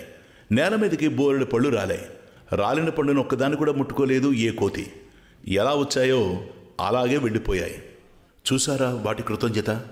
మన దగ్గర ఇప్పుడు ఏదో తిన్న కోతులే అవి అన్నారు భగవాన్. కోతులు రాల్చిన పండ్లు తిని తమ దాహం తీర్చుకున్నారు భక్తులు భగవాన్ ఒకనాడు కొండ మీద తిరుగుతూ ఉండగా వారి తొడ ఒక పొదకు రాసుకుంది. అక్కడున్న కందిరీగల తొట్ట రేగి భగవాన్ తొడని బాగా కుట్టాయి. భగవాన్ అక్కడి నుంచి కదల్లేదు, మెదల్లేదు. వాటి ఏకాంతాన్ని భంగం చేసిన తమ తొడకి అది తగిన శిక్షే అనుకున్నారు. బాగా కుట్టి వదిలిపెట్టిన తర్వాత గుహకు చేరుకున్నారు. పడని చూసి బోరుని ఏడ్చాడు. వారి తొడ బాగా వాచిపోయింది. ఆ కందిరీగల ముక్కలు తొడలో విరిగి సూదుల్లా తగులుతున్నాయి. పడని 3 రోజుల పాటు వరుసగా తీశాడా ముళ్ళని. భగవాన్ కాలు మళ్ళీ మామూలు కావడానికి కొన్ని రోజులు పట్టింది. భగవాన్ దర్శనానికి రోజు వస్తుండేది ఒక కుక్క. దానిని భగవాన్ ప్రేమగా కరుప్పన్ అని పిలిచేవారు. దానికి కూడా రోజు ఆహారం పెట్టేవారు. ఒకనాడెవరో దాని విషయంలో మోటుగా ప్రవర్తించడం వల్ల రావడం మానేసింది గుహకి. వాన కురుస్తున్నా అలాగే తడుస్తూ పడుకుంది ఎక్కడో. భక్తులు చూసి బ్రతిమాలి తీసుకొచ్చారు. వీరెవరో మీకు తెలియదు, మొరటుగా ప్రవర్తించకండి అన్నారు భగవాన్ ఆ కుక్కను నిమురుతూ. భగవాన్ దగ్గరకు వచ్చే మరో కుక్క పిల్లను తిట్టాడు పళని ఒకనాడు. అది తిన్నగా వెళ్ళి శంకుతీర్థంలో దూకి ఆత్మహత్య చేసుకుంది. కర్మావశేషం తీర్చుకోవడానికి వచ్చారాయన. చాలా అభిమానవంతుడు. మాట పడలేక ఆత్మహత్య చేసుకున్నాడు అన్నారు భగవాన్. పళని చాలా బాధపడ్డాడు తను చేసిన పనికి. మించిపోయిన తర్వాత ఎంత బాధపడి ఏమి ప్రయోజనం? కుక్క, నక్క, పిల్లి, పులి వీటి పై తొడుగుల్నే చూడగలం కానీ ఆ తొడుగుల్లో ఉన్న వారిని ఎలా చూడగలం? అది భగవాన్కే చెల్లింది. అరుణాచల శివ అరుణాచల శివ అరుణాచల శివ అరుణాచల. భగవాన్ కొబ్బరి పెంకులతో కమండలం, భిక్షాపాత్ర, గరిటెలు, చెంచాలు ఎన్నో రకాలు ఎంతో చక్కగా చేసేవారు. వాటిని ఉపయోగించేవారు కూడా. ఒకనాడు ఒక చేతికర్రను ఎంతో చక్కగా తయారు చేశారు చాలా కష్టపడి. చేయడం పూర్తయిందో లేదో ఒక ముసలివాడు తూలుతూ అలా వెడుతుండడం చూశారు. వెళ్ళి ఆ కర్రని ఆ తాతకి ఇచ్చేశారు. ఇచ్చేసి ఆ కర్ర ఎవరికోసం తయారు కాబడ్డదో వారికే ముట్టింది. దాన్నిచ్చినందుకు మనకేమీ ప్రతిఫలం అక్కర్లేదు అన్నారు. నిష్కామ కర్మనే కదా భగవద్గీత స్తుతిస్తున్నది. కర్మణం బుద్ధియుక్తా హి ఫలం త్వక్త్వా మనీషిణ జన్మబంధ వినుర్ముక్తా పదం గత్యం తనామయం. భగవాన్ దర్శనానికి ఎంతోమంది భక్తులు వస్తారు. వారిలో కొందరికి భగవాన్ సేవకి అంకితమైపోవాలనే కాంక్ష. వారి పరిచర్య భాగ్యం ప్రప్రథమంగా లభించినది పళని స్వామికే. ఆ తర్వాత అయ్యా స్వామి, కందస్వామి, పెరుమాళ్ స్వామి భగవాన్కు సేవ చేశారు. వీరంతా భగవాన్ విరూపాక్ష గుహలో ఉండగా చేరిన వారే. ఆ తర్వాత ఇంకా ఎంతోమందికి వారి సేవా భాగ్యం లభించింది. అందరికందరూ త్రికరణ శుద్ధిగా భగవాన్ సేవకు అంకితమైన వారే.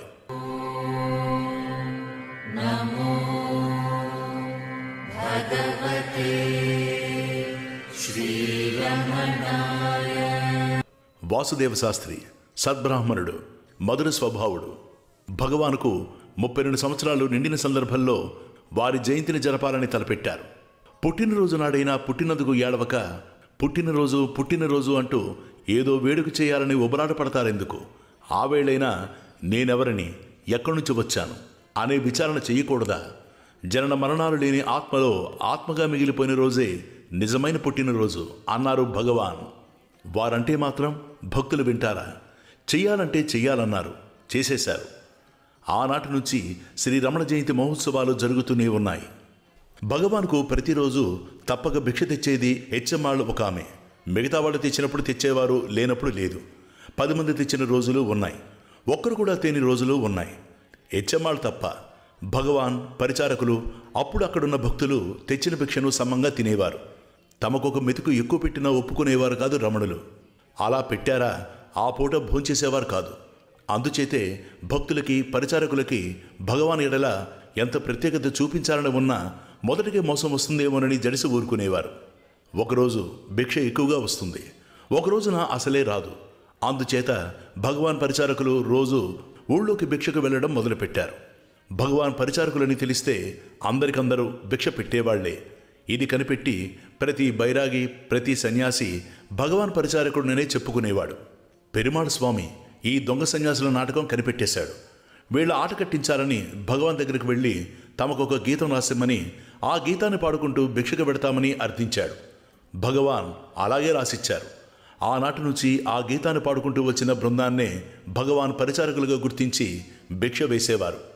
ఈ పరిచారకులు కూడా అవసరమైనంత వరకే భిక్షను సేకరించి వెళ్ళిపోయేవారు. భగవాన్ రాసిచ్చినది ఒక అపూర్వమైన గీతం.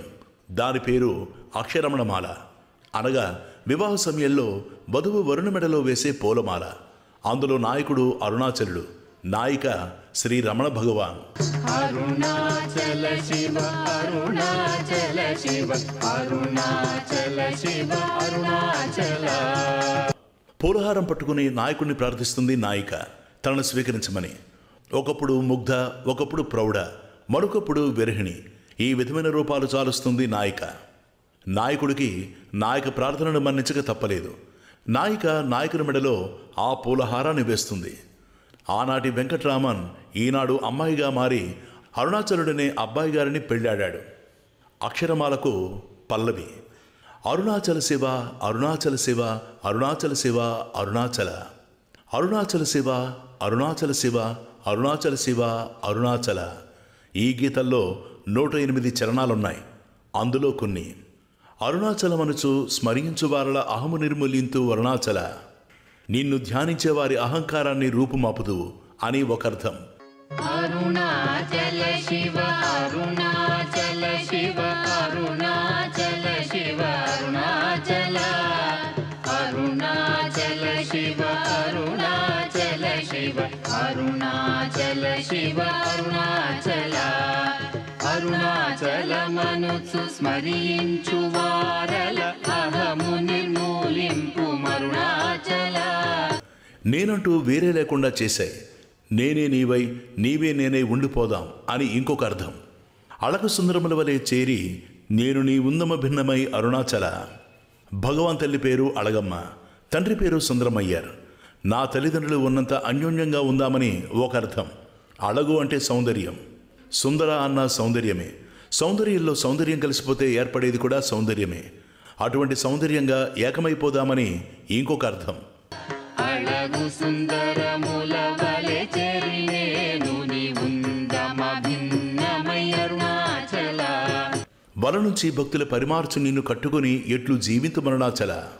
వల వేసి చేపల్ని పట్టుకున్నట్లు భక్తుల్ని పట్టుకుని వాళ్లను హతమార్చే నిన్ను పెళ్లి చేసుకుని నీతో వేగగలనా అని ఒక అర్థం. భక్తవత్సలుడివై భక్తులను ఆకర్షించి వాళ్ళని నీలో ఐక్యం చేసుకుంటూ కాలం గడిపే నీకు నా మొహం చూడ్డానికైనా తీరుబడి ఉంటుందా అని ఇంకొక అర్థం. నన్ను చెరచి ఇప్పుడు నన్ను కలువక విడుటిది మగతన మొక్కు అరుణాచల. ఒక అర్థం తెలుస్తూనే ఉంది. నన్ను ఆకర్షించి నన్ను నీలో లీనం చేసుకోకుండా ఈ దుఃఖాలకి యాక్షణక సుఖాలకి విడిచిపెట్టడమేనా నీ గొప్పదనం? ఇది ఇంకొక అర్థం. నన్ను చెరతీపుడు నన్ను కలువక విడుట ఇది మగధన మొక్కు అరుణాచల. ఏటికి నిదుర నన్ని తరులు లాగగ ఇది నీకు న్యాయమా అరుణాచల. సత్యహమున మనోమృదు పుష్పశయ్యపై మేన్గలయ కరుణింపు మరుణాచల. రేయింబవరు లేని బట్టబయటి ఇంట రమయింపగా రమ్మనరుణాచల. వీటిలో ఎంత వేదాంతం నిగూఢమై ఉందో ప్రత్యక్షమే. కాంతమినుము వలె గమనినను విడువక కలిసి నాతో నుండు అంటుంది ఒకచోట బ్రతిమాలుతూ. కాంతమనగా ఐస్కాంతం. పంచగా వీడియోన్ కొంచెమని కరుగవే అంటుంది ఒకచోట నిందిస్తూ.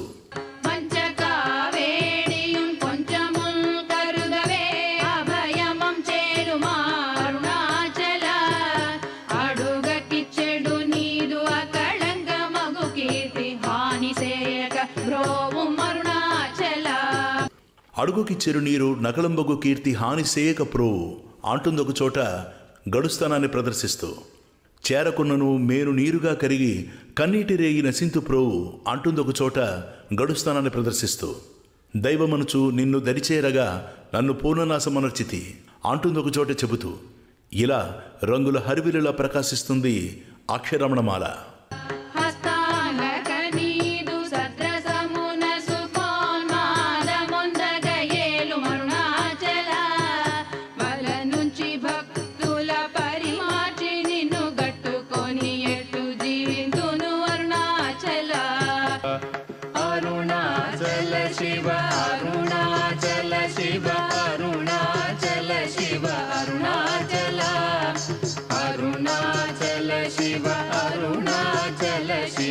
అరుణాచల శివ అరుణాచల అరుణాచల శివ అరుణాచల శివ అరుణాచల శివ అరుణాచల అరుణాచల శివ అరుణాచల శివ అరుణాచల శివ అరుణాచల. భగవంతుడి కన్నతల్లికి కూడా కష్టాలేనా? ఆమెకే తప్పవు కాబోలు. శ్రీరామచంద్రుని కన్నా కౌసల్యాదేవి, శ్రీకృష్ణ పరమాత్మని కన్నా దేవకీదేవి, బుద్ధ భగవానుని కన్నా మాయాదేవి. వీరందరూ పడిన కష్టాలు జగద్విదితమే. ముఖ్యంగా వారి బిడ్డలకు దూరమై దుఃఖించారు. అళగమ్మ చిన్న కుమారుని విడిచిపెట్టిన తర్వాత పెద్ద కుమారుడు నాగస్వామి చనిపోయాడని తెలుసు కదా. ఇప్పుడు మరిది నెల్లియప్పర్ కాలం చేశాడు. మూడవ కుమారుడు నాగసుందరం భార్య కూడా వెళ్ళిపోయింది. పసివాడిని ఒకరిని విడిచిపెట్టి వృద్ధాప్యంలో తనను కనిపెట్టుకుని ఉండేందుకు ఎవరూ లేకపోయారు. తోడికోడలు జానకమ్మ అంటే నెల్లియప్పర్ భార్య కూడా వృద్ధురాలే. గత్యంతరం లేక తను భగవాన్ దగ్గరకు వచ్చేసింది అళగమ్మ. అళగమ్మ వచ్చిన తర్వాత విరూపాక్ష గుహలో వంట ప్రారంభమైంది. ఎవరిని ఎవరు ఏమీ అడగకుండానే కావలసిన ఉప్పు, పప్పు, గిన్నె, దొన్నె అన్నిటినీ సమకూర్చారు భక్తులు.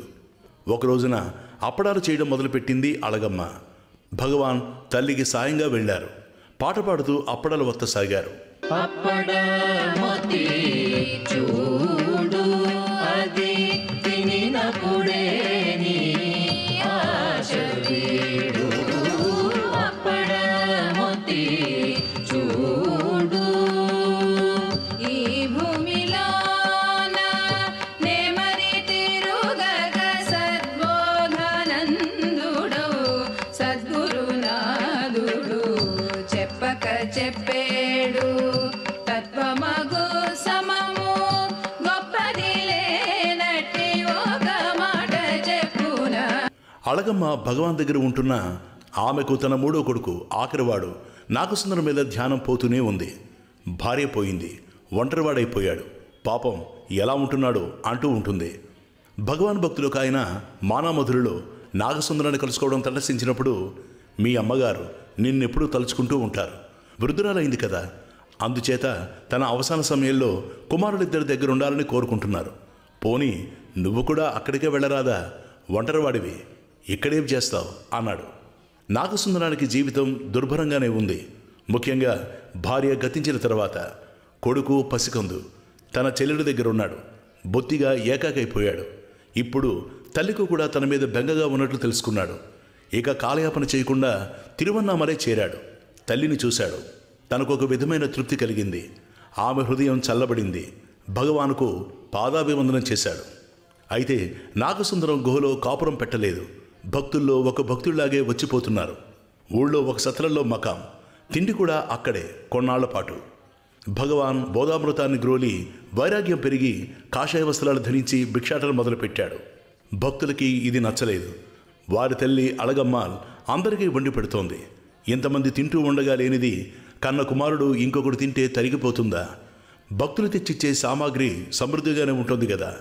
ఇలా తమలో తాము అనుకుని నాగసుందరాన్ని నిర్బంధించారు భక్తులు గుహలోనే ఉంటూ ఉండమని, అక్కడే తింటూ ఉండమని.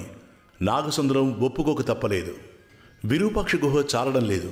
వచ్చిపోయే భక్తులు ఎక్కువవడంతో అక్కడే కొంతమంది స్థిరనివాసం ఏర్పరచుకోవడంతో ఈ సమస్యకు పరిష్కారం ఆలోచిస్తుండగా భగవాన్ పరిచారకుల్లో ఒకడైన కందస్వామి విరూపాక్ష గుహకు బాగా ఎగువన ఒక సమస్థలం, దానికి దాపుని ఒక చిన్న జలపాతం ఉండడం చూశాడు.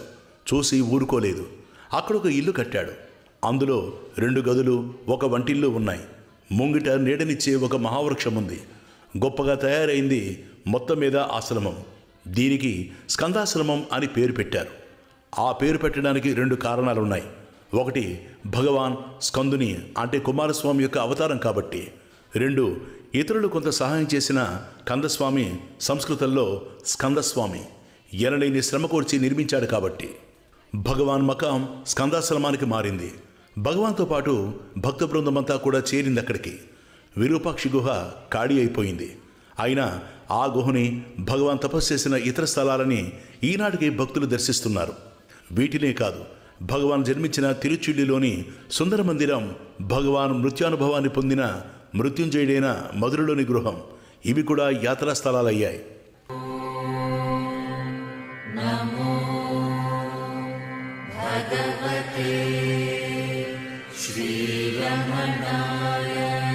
అమృతనాథుడు, శంకరానందుడు హరిద్వారంలోని ఒక ఆశ్రమంలో ఉంటూ తపస్సు చేసుకుంటున్నారు. విద్యారణ్యుల వారి నిర్యాణంతోటే మన భారతదేశంలో ఈ మహర్షి అన్నవాడు లేకుండా పోయాడు అన్నాడు శంకరానందుడు మాటల సందర్భంలో. అమృతానందుడు అందుకు ఒప్పుకోలేదు. తిరువన్నామలైలో భగవాన్ శ్రీ రమణ మహర్షుల వారున్నారు. వారు కేవలం శివకుమారుడైన కుమారస్వామి అవతారం అని చెప్పాడు. శంకరానందుడు వెటకారంగా నవ్వి ఊరుకున్నాడు. అమృతనాథుడి మూఢనమ్మకానికి కొన్నాళ్ళయింది. శంకరానందుడు సుబ్రహ్మణ్యోపాసన చేస్తున్నాడు. పుట్ట గోచిని మాత్రమే ధరించిన తేజస్వి ఒక ఆయన అక్కడికొచ్చి, నీ జపం తీరు సరిగా లేదు అన్నాడు. మరింకెలా ఉండాలి అని అడిగారు శంకరానందుడు. సింహాళంలో కదురు అనే గ్రామం ఉంది, అక్కడికి వెళ్ళు, తెలుస్తుంది అన్నాడు తేజస్వి. ఇంతలో ఒక బల్లి పైనుంచి పడింది శంకరానందుడి మీద. దాన్ని దులుపుకొని వెనక్కి తిరిగి చూసేసరికి ఆ తేజస్వి లేడక్కడ. వెళ్ళిపోతున్నాడేమోనని ఆశ్రమం బయటకు వచ్చి చూశాడు. ఎక్కడా కనిపించలేదు. ఆశ్చర్యం ముంచుకొచ్చింది శంకరానందుడికి. వెళ్ళి జరిగిందంతా అమృతనాథుడితో చెప్పాడు. తను చూసిన తేజస్వి రూపాన్ని వర్ణించాడు. ఇంకా సందేహం ఎందుకు, నీకు దర్శనమిచ్చింది శ్రీరమణులే అన్నాడు అమృతనాథుడు. శంకరానందుడు ఇక క్షణం తాళలేకపోయాడు. ఆవేశం, ఉద్వేగం. తక్షణమే కాలినడకన బయలుదేరాడు. ఉత్తరాన హిమాలయాల్లో ఉన్న ఎక్కడి హరిద్వారం, దక్షిణాన హిందూ మహాసముద్రానికి చేరువలోనున్న ఎక్కడి తిరువన్నామలై, కొన్ని నెలల పాటు నడిచి చేరుకున్నాడు తిరువన్నామలై. కొండెక్కి స్కందాశ్రమానికి వెళ్ళాడు. శ్రీరమణ భగవాన్ని దర్శించాడు. తనకు ఆనాడు దర్శనమిచ్చిన తేజస్విగా వారిని గుర్తించాడు. తానింకా తన్మయత్వం నుంచి తేరుకొనేలేదు. అంతలోనే భగవాన్ అడిగారు, హరిద్వారం నుంచి వస్తున్నారా అని. భగవాన్కు సాగిలపడి ప్రణమములు ఆచరించి జరిగిందంతా చెప్పాడు శంకరానందుడు. అలాగా, పాపం చాలా శ్రమపడ్డారే అన్నారు భగవాన్.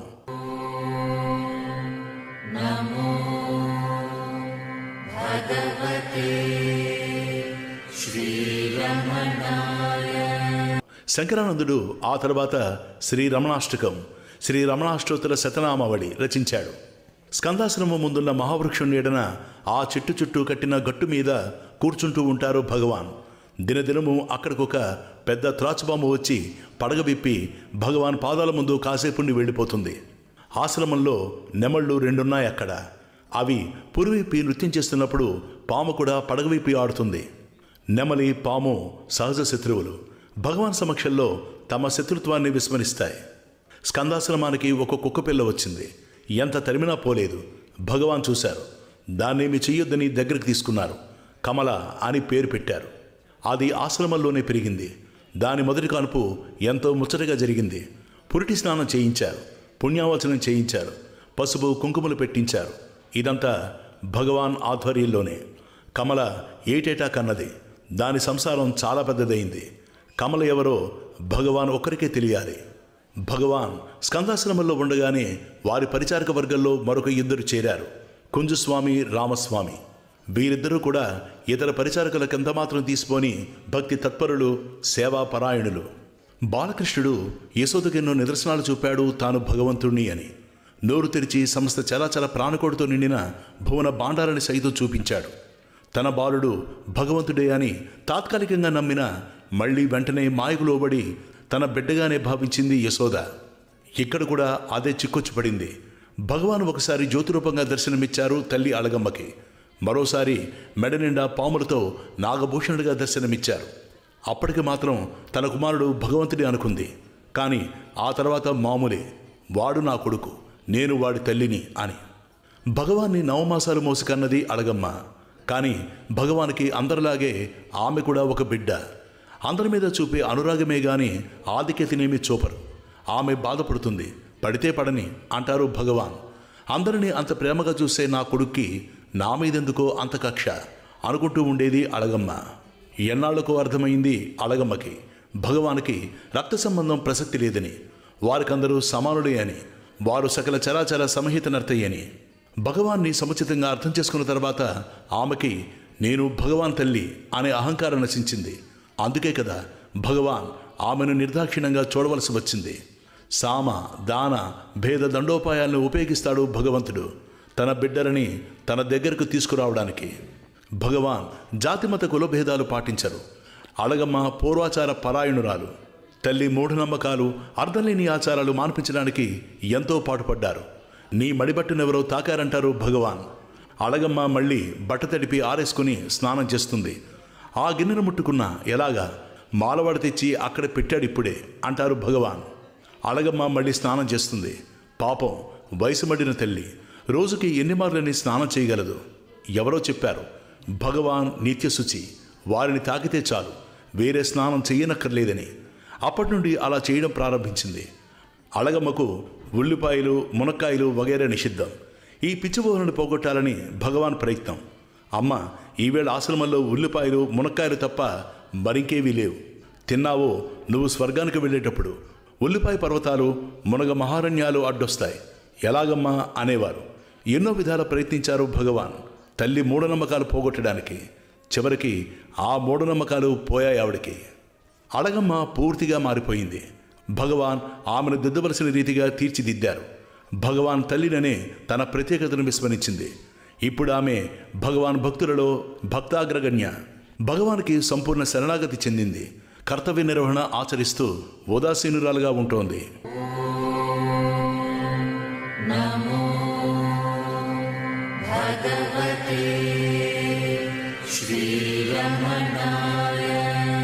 అళగమ్మ భగవాన్కు జన్మనిచ్చింది. భగవాన్ అళగమ్మకు జన్మరాహిత్యాన్నే ప్రసాదించారు. ఒక మహాత్ముడు పుట్టినప్పుడు ఇటు 7 తరాల వారు, అటు 7 తరాల వారు తరిస్తారంటారు. ఇది నిరాధారమైందని రుజువైంది. ఇప్పుడు ఎవరు చేసుకున్నది వారు అనుభవింపక తప్పదు.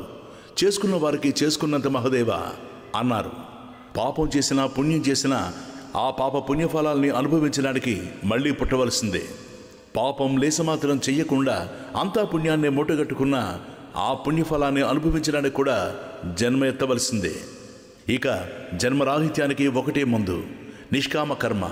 ఫలితాన్ని ఆశించకుండా నీ విధిని నీవు నిర్వర్తించడం.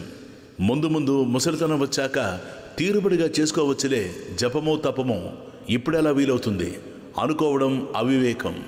నిజానికి మనిషికి పుట్టింది మొదలు చచ్చే వరకు తీరిక దొరకదు. బాలాస్తవాత్ క్రీడాసక్తః, తృణస్థానాత్ తరుణీక్తకః, వృద్ధస్థావాత్ చింతానక్తః, పరమే బ్రహ్మణి కోపినక్తః.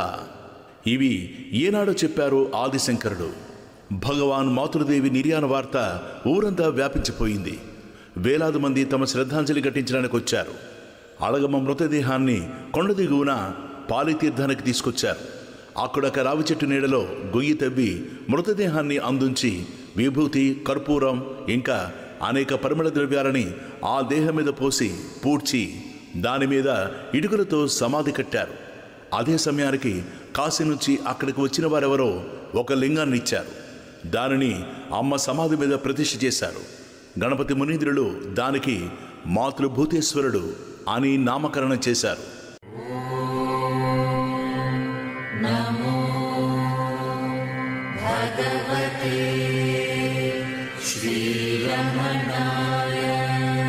మాతృభూతేశ్వర లింగానికి నిత్యం పూజ చేయడం, నైవేద్యం పెట్టడం జరగాలి.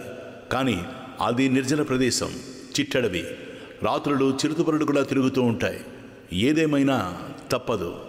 నిరంజనానంద స్వామి స్కందాశ్రమం నుంచి రోజు వచ్చి ఈ కార్యక్రమాన్ని నిర్వహిస్తారు. ఈ నిరంజనానంద స్వామి ఎవరో కాదు, మాతృశ్రీ అళగమ్మ మూడవ కుమారుడు, భగవాన్ తమ్ముడు నాగసుందరం. కాషాయం ధరించి నిరంజనానంద అని పేరు పెట్టుకున్నారు. వారికి దినదినము కొండకు దిగి రావడం, మళ్ళీ కొండెక్కడం కష్టమనిపించి తల్లి సమాధి దగ్గర ఒక కుటీరాన్ని నిర్మించుకొని అందులో నివాసం ఏర్పరచుకున్నారు. భగవాన్ కూడా దాదాపు రోజు వస్తారు అక్కడికి. అలాగే ఒక రోజున వచ్చి మళ్ళీ కొండ మీదకి వెళ్ళిపోకుండా అక్కడే ఉండిపోయేవారు. ఉండిపోవాలని ఉండిపోలేదని, ఏదో శక్తి తమను అక్కడి నుంచి కదలనీయలేదని భగవాన్ చెప్పేవారు. తరువాత సుమారు 25 ఏళ్ల క్రితం తిరుచుడి నుంచి అరుణాచలుడు లాక్కొస్తే ఈనాడు మాతృభూతేశ్వరుడిలో అమ్మవారు అక్కడి నుంచి కదలనీయలేదు. భగవాన్ లేనిది ఇక స్కందాశ్రమమేమిటి? భక్తులందరూ భగవాన్ ఉండిపోయిన చోటుకే వచ్చేశారు. అప్పుడే శ్రీ రమణాశ్రమ నిర్మాణ కార్యక్రమం ప్రారంభమైంది. మండు వేసవికాలం మూలాన పారితీర్థంలో ఒక్క చుక్క నీరు లేకుండా పోయింది. మాతృభూతేశ్వరుడికి అభిషేకం చేయడం ఎలాగా అనే సమస్య ఏర్పడింది. భగవాన్ ఆ దరిదాపుల్లోనే కాస్త మట్టి తీశారు. ఆశ్చర్యంగా నీరుందక్కడ. అదే కాలక్రమేణా ఒక తటాకమైంది. దానికి రమణతీర్థ అని పేరు పెట్టారు. భగవాన్ కొండ దిగి రావడంతో భక్తులకు వారి దర్శనం సులభ సాధ్యమైంది. వేలవేరుగా రాసాగారు. ఆశ్రమ నిర్మాణానికి భారీగా విరాళాలిచ్చారు. భగవాన్ పరిచారకుల్లోని పెరుమాళ స్వామి ఆశ్రమ నిర్మాణాధిపత్యం వహించారు. అతని పెత్తనం నచ్చక ఇతన్ని తప్పించి దండపాణి స్వామి అనే ఆయన తన పెత్తనం సాగించాడు. ఈ స్వామి పెత్తనం కూడా నచ్చలేదు ఆశ్రమవాసులకి. అందుచేత ఆయన కూడా తప్పించి నిరంజనానంద స్వామిని ఆశ్రమ సర్వాధికారిగా చేసుకున్నారు. ఇది నచ్చని పెరుమాళ స్వామికి ఏదో సాకు దొరికింది. ఒకరోజు ఆశ్రమం మీద దావా వేశాడు. వాళ్ళలో వాళ్ళు ఎన్ని గొడవలు పడుతున్నా, ఎంత గుంజుకు చేస్తున్నా భగవాన్ ఉదాసీనంగా ఉండిపోయారు. ఒకరోజున తప్పలేదు భగవాన్కి. పెరుమాళ స్వామిని పిలిచి, ఒరే పెరుమాళ్ళు, నువ్వు చేస్తున్న పని బాగోలేదురా, నరకానికి పోతావు సుమా అన్నారు. నరకానికి పోయినా పర్వాలేదు, నేను సేకరించడానికి మీ పాదపద్మాలు లేని చోటేముంది అన్నాడు పెరుమాళ స్వామి తడుముకోకుండా. భగవాన్ ఒకంతసేపు నిర్వీణులయ్యారు.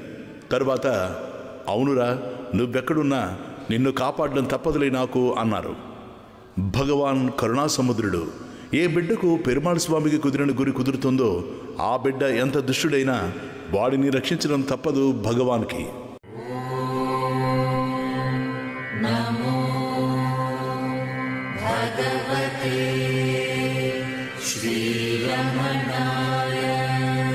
ఆశ్రమంలో దొంగలు పడ్డారు ఒకసారి. వాళ్లకు చెంబు, ముంత, కర్ర, కమండలం తప్ప మరేమీ దొరకపోయేసరికి ఒళ్ళు మండిపోయింది. డబ్బు ఎక్కడ దాచారని అడిగారు. మేము డబ్బు దాచుకోం, భక్తులిచ్చినంతలో తిరిగి మిగిలిందేమన్నా ఉంటే ఆశ్రమ నిర్మాణానికి ఖర్చు పెడుతున్నాం అన్నారు పరిచారకులు. దొంగ వెధవల్లారా అంటూ బాదారు దొంగలు. భగవాను కూడా వదిలిపెట్టలేదు, వారిని కొట్టారు. పరిచారకులు ఇక తాళలేకపోయారు. తిరగబడ్డానికి సిద్ధమయ్యేసరికి భగవాన్, తప్పు, మనం సాధువులం, మన సాధు ధర్మం మనం నిర్వర్తించుకుందాం, వారి వృత్తి ధర్మం వారు నిర్వర్తించుకుంటారు అని పరిచారకుల్ని ఆపుచేశారు. దొంగలు తిట్టుకుంటూ వెళ్ళిపోయారు. తెల్లవారిన తర్వాత భగవానుకు తొడ మీద తగిలిన దెబ్బ చూసి లబోదిబోమన్నారు భక్తులు. దీంట్లో గొడవ పడవలసిన పనేముంది? మీరు తోచినట్టు మీరు పూజిస్తే వారికి తోచినట్టు వారు పూజించారు అన్నారు భగవాన్. ఒకనాడు ఒక సాధువు భగవాన్ దర్శనం చేసుకుని అక్కడెవరూ లేని సమయం చూసి వారు కూర్చుని పులి చర్మాన్ని ఇమ్మని అడిగాడు. తీసుకోండి, కానీ ఎవరిని చూసి అడ్డగించి దాన్ని లాక్కుంటే మాత్రం నేనేమి చెయ్యలేను అన్నారు భగవాన్. సరేనని తీసుకుని బయలుదేరాడు. గేటు దాటనే లేదు. ఒక పరిచారకుడు ఎదురై భగవాన్ కూర్చునే వ్యాఘ్రజనాన్ని అడగొచ్చునా అని దాన్ని లాక్కున్నాడు. సాధు పొంగువుడు బెక్కమొహం పెట్టి వెళ్ళిపోయాడు. భగవానికి మొదటే తెలుసు ఏం జరుగుతుందో. వారికి తెలియందేముంటుంది? భూత భవిష్యత్ వర్తమాన త్రికాలాలకి ఆవలివారు కదా. ఒక భక్తుడు మీకు కలలొస్తాయా అని అడిగాడు. నిద్రపోతే కదా కలలొస్తాయి అన్నారు భగవాన్. అయితే ఎప్పుడు మేల్కొనే ఉంటారా అని అడిగాడు. నిద్రపోయేవాళ్ళు కదా మేల్కొనేది అని జవాబిచ్చారు భగవాన్. జాగ్రత్త స్వప్న సుషుప్తావస్థల కావలది బ్రాహ్మీ స్థితి. అదే జాగ్రత్త సుషుప్తి. భగవాన్ ఎప్పుడూ ఉండేది ఆ స్థితిలోనే. ఒక భక్తుడు భగవాన్ని ప్రార్థించాడు, మీరు తిరువన్నామలైలోనే ఉండిపోతే ఎలాగా? అందరూ ఇక్కడికి రాగలరా? ఆసేతు హిమాచల పర్యంతం పర్యటించి మీ బోధ వినిపించాలి అని. నాకు చోటేది అన్నారు భగవాన్. పాపం అమాయకుడు. భగవాన్ చెప్పింది అర్థం కాక ప్రత్యేక ట్రైన్ ఏర్పాటు చేస్తాం అన్నాడు. భగవాన్ నవ్వి ఊరుకున్నారు. భగవాన్ శరీరాన్ని మించి చూడగలిగిన వారెందరూ? వారే అనంతుడై అనంతమంతా వ్యాపించి ఉండగా ఇక కదలడానికి చోటెక్కడా? ఒకరోజున భగవాన్ శరీరం ఊగడం మొదలుపెట్టింది. ఒక భక్తుడు అది చూసి, అదేమి భగవాన్ అని అడిగాడు ఆర్తితో. ఒక పూరి గుడిసెలో మదపుడేనుగును కట్టిపారేస్తే మరలా ఉంటుంది అన్నారు భగవాన్. తెలివైన ఆ భక్తుడు అర్థం చేసుకున్నాడు. భగవాన్ పరిమితి దేహంతో అపరిమితులై అపరిమితమైన ఆత్మ నుండి వెలుగొందుతోందని. వారికి పాదాభివందన చేసి కృతార్థుడయ్యాడు.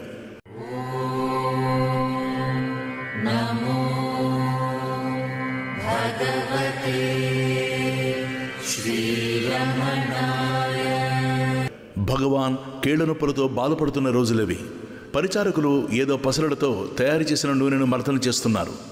అది చూసిన మన్నె వెంకటరామయ్య గారనే రిటైర్డ్ డిస్ట్రిక్ట్ జడ్జి తను కూడా వారికి సేవ చేస్తానన్నారు. ఎందుకు అని అడిగారు భగవాన్. మీ సేవ చేస్తే పుణ్యం వస్తుందని అన్నారాయన. అలాగా, అయితే మీరంతా తప్పుకోండి, నేనే మర్దన చేసుకుని ఆ పుణ్యమేదో నేనే సంపాదించుకుంటాను అన్నారు భగవాన్ తమ పరిచారకులతో. ఉబ్బసంతో బాధపడుతున్న ఒక భక్తుడు భగవాన్ దగ్గరకు వచ్చి, కరుణించాలి, నేను ఈ బాధ పడలేకుండా ఉన్నాను అని ప్రార్థించాడు. మీ బాధలు చెప్పుకోవడానికి ఒక స్వామి ఉన్నాడిక్కడ. నా బాధలు చెప్పుకోవడానికి ఎవరు కనపడ్డం లేదు. ఏం చేస్తాం, ప్రారబ్ధాన్ని అనుభవించవలసిందే అన్నారు భగవాన్. నేను అనాథుడనుగాను, నీవనాథుడవు అని ఎప్పుడూ చెప్పారు త్యాగరాజస్వామి శ్రీరామచంద్రుని స్తుతిస్తూ. ఒక కుటుంబ వారంతా భగవాన్ భక్తులే, ఒక నాస్తికుడు తప్ప. వారంతా ఆశ్రమానికి వచ్చారు. నాస్తికుడు కూడా భగవాన్ దర్శనం చేసుకునేవాడే కానీ నమస్కారం మాత్రం చేసేవారు కాదు. 4 రోజులున్న తర్వాత తన వాళ్లతో, ఇక మన ఊరు పోదాం రండి అన్నాడు. వాళ్ళు ఇంకా కొన్నాళ్ళు ఉంటామంటున్నారు. మీరు ఉండాలి అంటే ఉండండి, నేను మాత్రం వెళ్ళిపోతా అన్నాడు. సరే వెళ్ళక తప్పదంటే భగవాన్ దగ్గర సెలవు తీసుకుని మరీ వెళ్ళు అన్నారు వాళ్ళు. భగవాన్ సెలవు మంజూరు చేస్తే గాని నేను వెళ్ళకూడదా అని అనుకున్నా వారితో వెళుతున్నానని చెప్పినంత మాత్రాన వచ్చే నష్టమేముంటుంది అని సరిపుచ్చుకొని భగవాన్ దగ్గరకు వెళ్ళి, నేను మా ఊరు వెడుతున్నాను అన్నాడు. భగవాన్ అతనికేసి క్షణం చూసి, మంచిది వెళ్ళిరా అన్నారు. భగవాన్ అన్నట్టే వెళ్ళి వచ్చాడు. ఎక్కడికి వెళ్ళి వచ్చాడు? రైల్వే స్టేషన్ వరకు వెళ్ళొచ్చాడు. రాకేం చేస్తాడు, రైలు వెళ్ళిపోయింది. మరునాడు ఆ మరునాడు ఇలా 10 రోజుల పాటు ప్రయత్నం చేశాడు పోవాలని. కానీ పోలేకపోయాడు. ఏ రోజుకు ఆ రోజు ఏదో ఒక అడ్డంకు. ప్రాణం విసిగిపోయింది నాస్తికుడికి. ఇదంతా ఆ భగవాన్ పనే అని ఇంకా ఏదో తిట్టుకుంటూ భగవాన్ దగ్గరకు వచ్చాడు. అదే సమయంలో భగవాన్ ఎవరితోనూ చెబుతున్నారు, ఎవరినైనా మీరు తిడితే వారు మళ్ళీ మిమ్మల్ని తిట్టొచ్చు, కొట్టొచ్చు కూడా. భగవంతుని తిడితే పర్వాలేదు, తిరిగి తిట్టడు. కొట్టడం మాట నుంచి దూషణ తిరస్కారాలు. ఇలాగైనా భగవంతుని తలుచుకుంటే చాలు, భగవంతుని సంతోషిస్తాడు. ఈ మాటలు నాస్తికుడు విన్నాడు. ఆ క్షణంలోనే మారిపోయాడు. భగవాన్ని అంతర్యామిగా గుర్తించాడు. వారి పాదాల మీద పడ్డాడు. భగవాన్ భక్తుడయ్యాడు. ఆస్తికుడిగా మారిన ఈ నాస్తికుడు ఒక ప్లీడరు. తన న్యాయవాద వృత్తికి స్వస్తి చెప్పి ఆశ్రమంలోనే ఉండిపోయాడు. భగవంతుడి కరుణ ఆస్తికుల మీద, నాస్తికుల మీద, మంచివాళ్ల మీద, చెడ్డవాళ్ల మీద, పుణ్యాత్ముల మీద, అందరి మీద సమానంగానే పరివర్తిస్తుంది.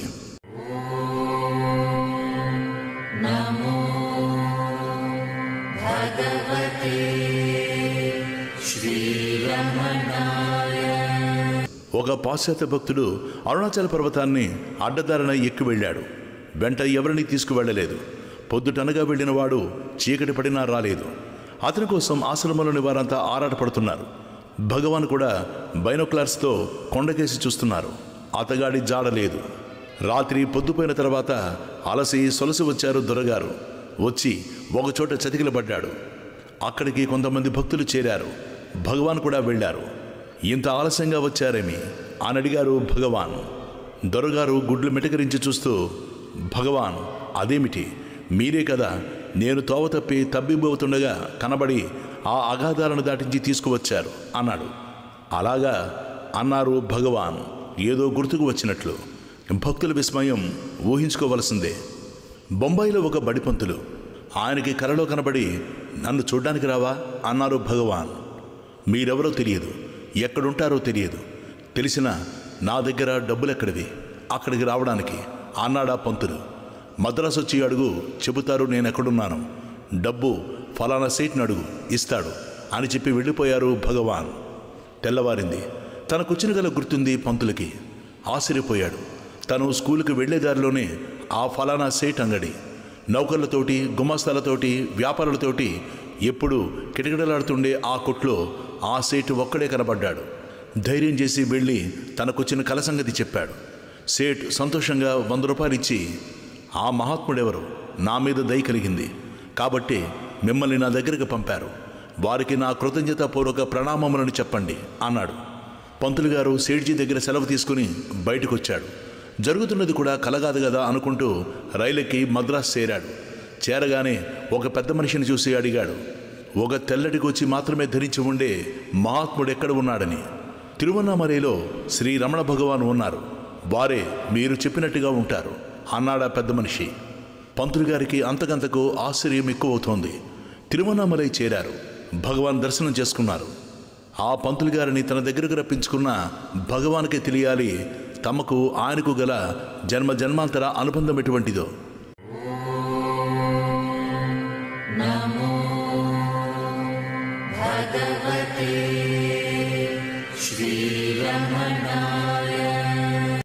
నెల్లూరులో రామారావు గారనే ఒక ప్లేడర్ గారు ఉన్నారు. ఆయన సుబ్రహ్మణ్యేశ్వరుని భక్తుడు. నిత్యం భక్తి ప్రపత్తులతో పూజిస్తాడు తన పూజా మందిరంలోని సుబ్రహ్మణ్యేశ్వరుని విగ్రహాన్ని. ఆ ప్లేడర్ గారి స్నేహితుడు ఒకసారి అది చూసి, విగ్రహాన్ని ఎందుకు, సాక్షాత్ సుబ్రహ్మణ్యేశ్వరుని సేవించుకోవచ్చు, తిరువన్నామలై రాకూడదా అన్నాడు. నువ్వు రమణ భక్తుడు కాబట్టి, రమణాశ్రమంలో ఉంటున్నావు కాబట్టి అలా అంటున్నావు, నాకు ఈ విగ్రహం, ఈ పూజ చాలే అన్నాడు ప్లేడర్ గారు. అలా అన్నారో లేదో ఆ రోజునే వారి పూజాగృహంలో శ్రీ రమణ భగవాన్ ప్రత్యక్షమై, నేనే కదా సుబ్రహ్మణ్యేశ్వరుణ్ణి, ఇదిగో చూడు నా దండాయుధం అని చెప్పి అదృశ్యమయ్యారు. రామారావు ప్లేడర్ గారు స్తంభించిపోయారు. వెంటనే బయలుదేరి రైలెక్కారు తిరువన్నామలైకి. భగవాన్ దర్శనం చేసుకున్నారు. వారిని ఎంతగానో స్తుతించారు.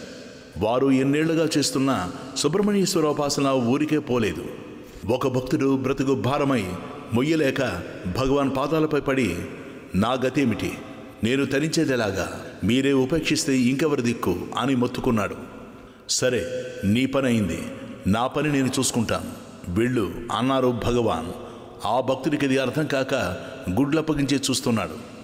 తెలియలేదా, మొదటి తరగతి ప్రయాణికుడు ఒకానొక ఊరికి టికెట్ కొనుక్కుంటాడు. ఆ రైలు ఆ పూటకి తెల్లారగట్ల 3 4 చేరుతుంది. ఆ కారణంగా రాత్రంతా మేలుకొని కూర్చుంటాడా? అలా ఎప్పుడు చెయ్యరు. ఫలానా స్టేషన్ వచ్చే ముందు తనను లేపమని గార్డుకు చెప్పి హాయిగా నిద్రపోతాడు.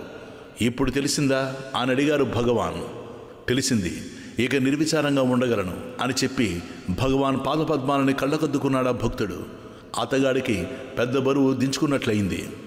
నాకు చెప్పుకున్నావుగా, ఇక నీ బరువు నేను మోస్తాను అని భగవాన్ చెప్పిన తర్వాత కూడా నిశ్చింతగా ఉండలేని వాడు దురదృష్టవంతుడే. భగవాన్ సన్నిధికి వెళ్ళనక్కర్లేదు. మీ హృదయంలో ఉన్నారు భగవాన్, వారికి నివేదించుకుంటే చాలు.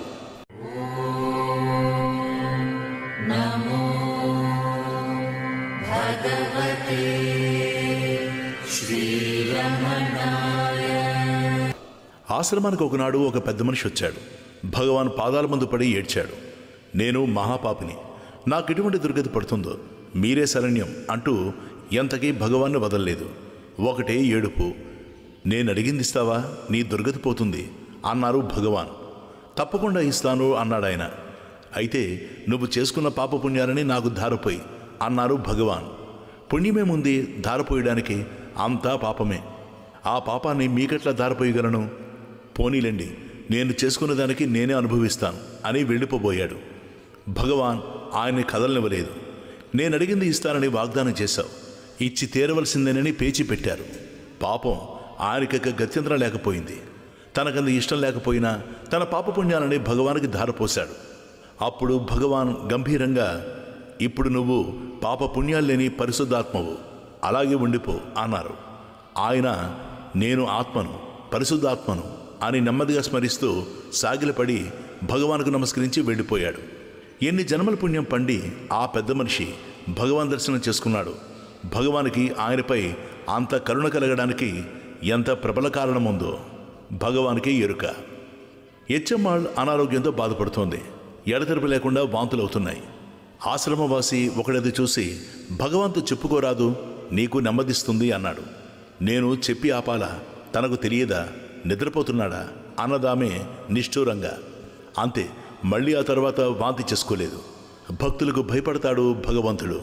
అందుకే యచ్చమ్మాళకు కోపం వచ్చేసరికి హడలిపోయి ఆమె బాధను నివృత్తి చేశారు భగవాన్. ఒక దొరగారు భగవాన్ దర్శనార్థం అమెరికా నుంచి వచ్చాడు. వచ్చి భగవాన్ సన్నిధిలో 3 గంటలు కూర్చుని వెళ్ళిపోయాడు. భగవాన్ని పలకరించైనా లేదు. అక్కడున్న భక్తులు ఆశ్చర్యపోయారు. ఒక భక్తుడు అడిగాడు, ప్రత్యేకంగా అంత దూరం నుంచి వచ్చి కొంతసేపు కిక్కురుమనకుండా కూర్చుని వెళ్ళిపోయాడేమని. వారొక పని మీద వచ్చారు. వచ్చిన పని పూర్తయింది, ఇక్కడే ఉండిపోవాలనేదేముంది అన్నారు భగవాన్. ఇటువంటి చిత్రాలు అసంఖ్యాకం. భగవానికి వారు భక్తులకి మధ్య మౌనంగా కూడా ఏ సంభాషణ జరుగుతుందో ఏం చెప్పగలరు? అది వారికే తెలియాలి. ఎవరి స్థితిని బట్టి వారికి భగవాన్ అనుగ్రహం లభిస్తుంది. అనుగ్రహం ప్రసాదించవలసిందిగా ప్రార్థించిన ఒక భక్తుడికి పేకలోతున గంగానదిలో ఉండి దాహం దాహం అని అరిచేవాళ్లకి నేనేం చెప్పేది అని చెప్పారు. వారి అనుగ్రహం అప్రతిహతంగా ప్రవహిస్తూనే ఉంటుంది. ఎవరి శ్రద్ధాభక్తులను బట్టి వారికి అంత లభిస్తుంది. వృత్తులు బహిర్ముఖం కాకుండా సాధకుణ్ణి అంతర్ముఖుడి చేస్తుంది వారి నుండి ద్యోతకమయ్యే శక్తిపాతం. పులినోట పడ్డ మాంసపు కండ తప్పించుకోగలదేమో గాని నా అనుగ్రహానికి పాత్రులైన వ్యక్తులు తప్పించుకోలేరు. వారిని ఉద్ధరించి తీరతానని భగవాన్ ప్రతిజ్ఞ. నాకు శరణాగతి చెందిన తర్వాత కూడా నిశ్చింతగా ఉండలేనివాడు రైలు బండి నెక్కిన తర్వాత సైతం తన సామానుని నెత్తి మీదే అలా ఉంచుకొని మోస్తున్నటువంటి వాడే అన్నారు భగవాన్. నిజమే, రైలు ఎక్కేవరకే గాని ఎక్కిన తర్వాత కూడా మొయ్యడం ఎందుకు? మనల్ని మన సామాన్లని రైలే మోసుకుపోతుంది కదా. అలాగే భగవాన్ని శరణజొచ్చిన తర్వాత ఇక చింతలెందుకు? అయితే త్రికరణ శుద్ధిగా ఉండాలి ఆ శరణాగతి. అప్పుడు భగవానే సహిస్తాడు మన భారమంతా. భగవాన్ ఉన్నంతకాలం పర్వాలేదు, వారు దేహాన్ని చాలించినప్పుడు అనే ప్రశ్న రావచ్చు. ఇది అర్థం లేని ప్రశ్న. నేను లేనిదెన్నడు, లేనిదెక్కడా అని అడిగారు భగవాన్. అదృశ్యంగా అంతటా ఉన్నారు, ఎప్పుడూ ఉంటారు. నిరంజనానంద స్వామి ఆధ్వర్యాన ఆశ్రమం సక్రమంగానే నడుస్తోంది. అయినా తప్పులు పట్టుకునేవాళ్ళు తప్పులు పట్టుకుంటూనే ఉన్నారు. ఈ సందర్భంలో కొందరు భక్తులు నన్ను చూడ్డానికే వస్తారు. నన్ను చూసిన తర్వాత ఆశ్రమాన్ని చూస్తారు. ఆ తర్వాత ఆశ్రమ నిర్వహణ విధానాన్ని చూస్తారు. ఆ తర్వాత అందులో లోపాలు చూస్తారు. ఆ తర్వాత వాటిని సరిచేయాలని చూస్తారు. ఆ తర్వాత తామే నిర్వాహకులం అవ్వాలని చూస్తారు. పాపం, వాళ్ళేం చేస్తారు? వచ్చిన పని మర్చిపోతారు అన్నారు ఒకసారి. నిజమే మరి.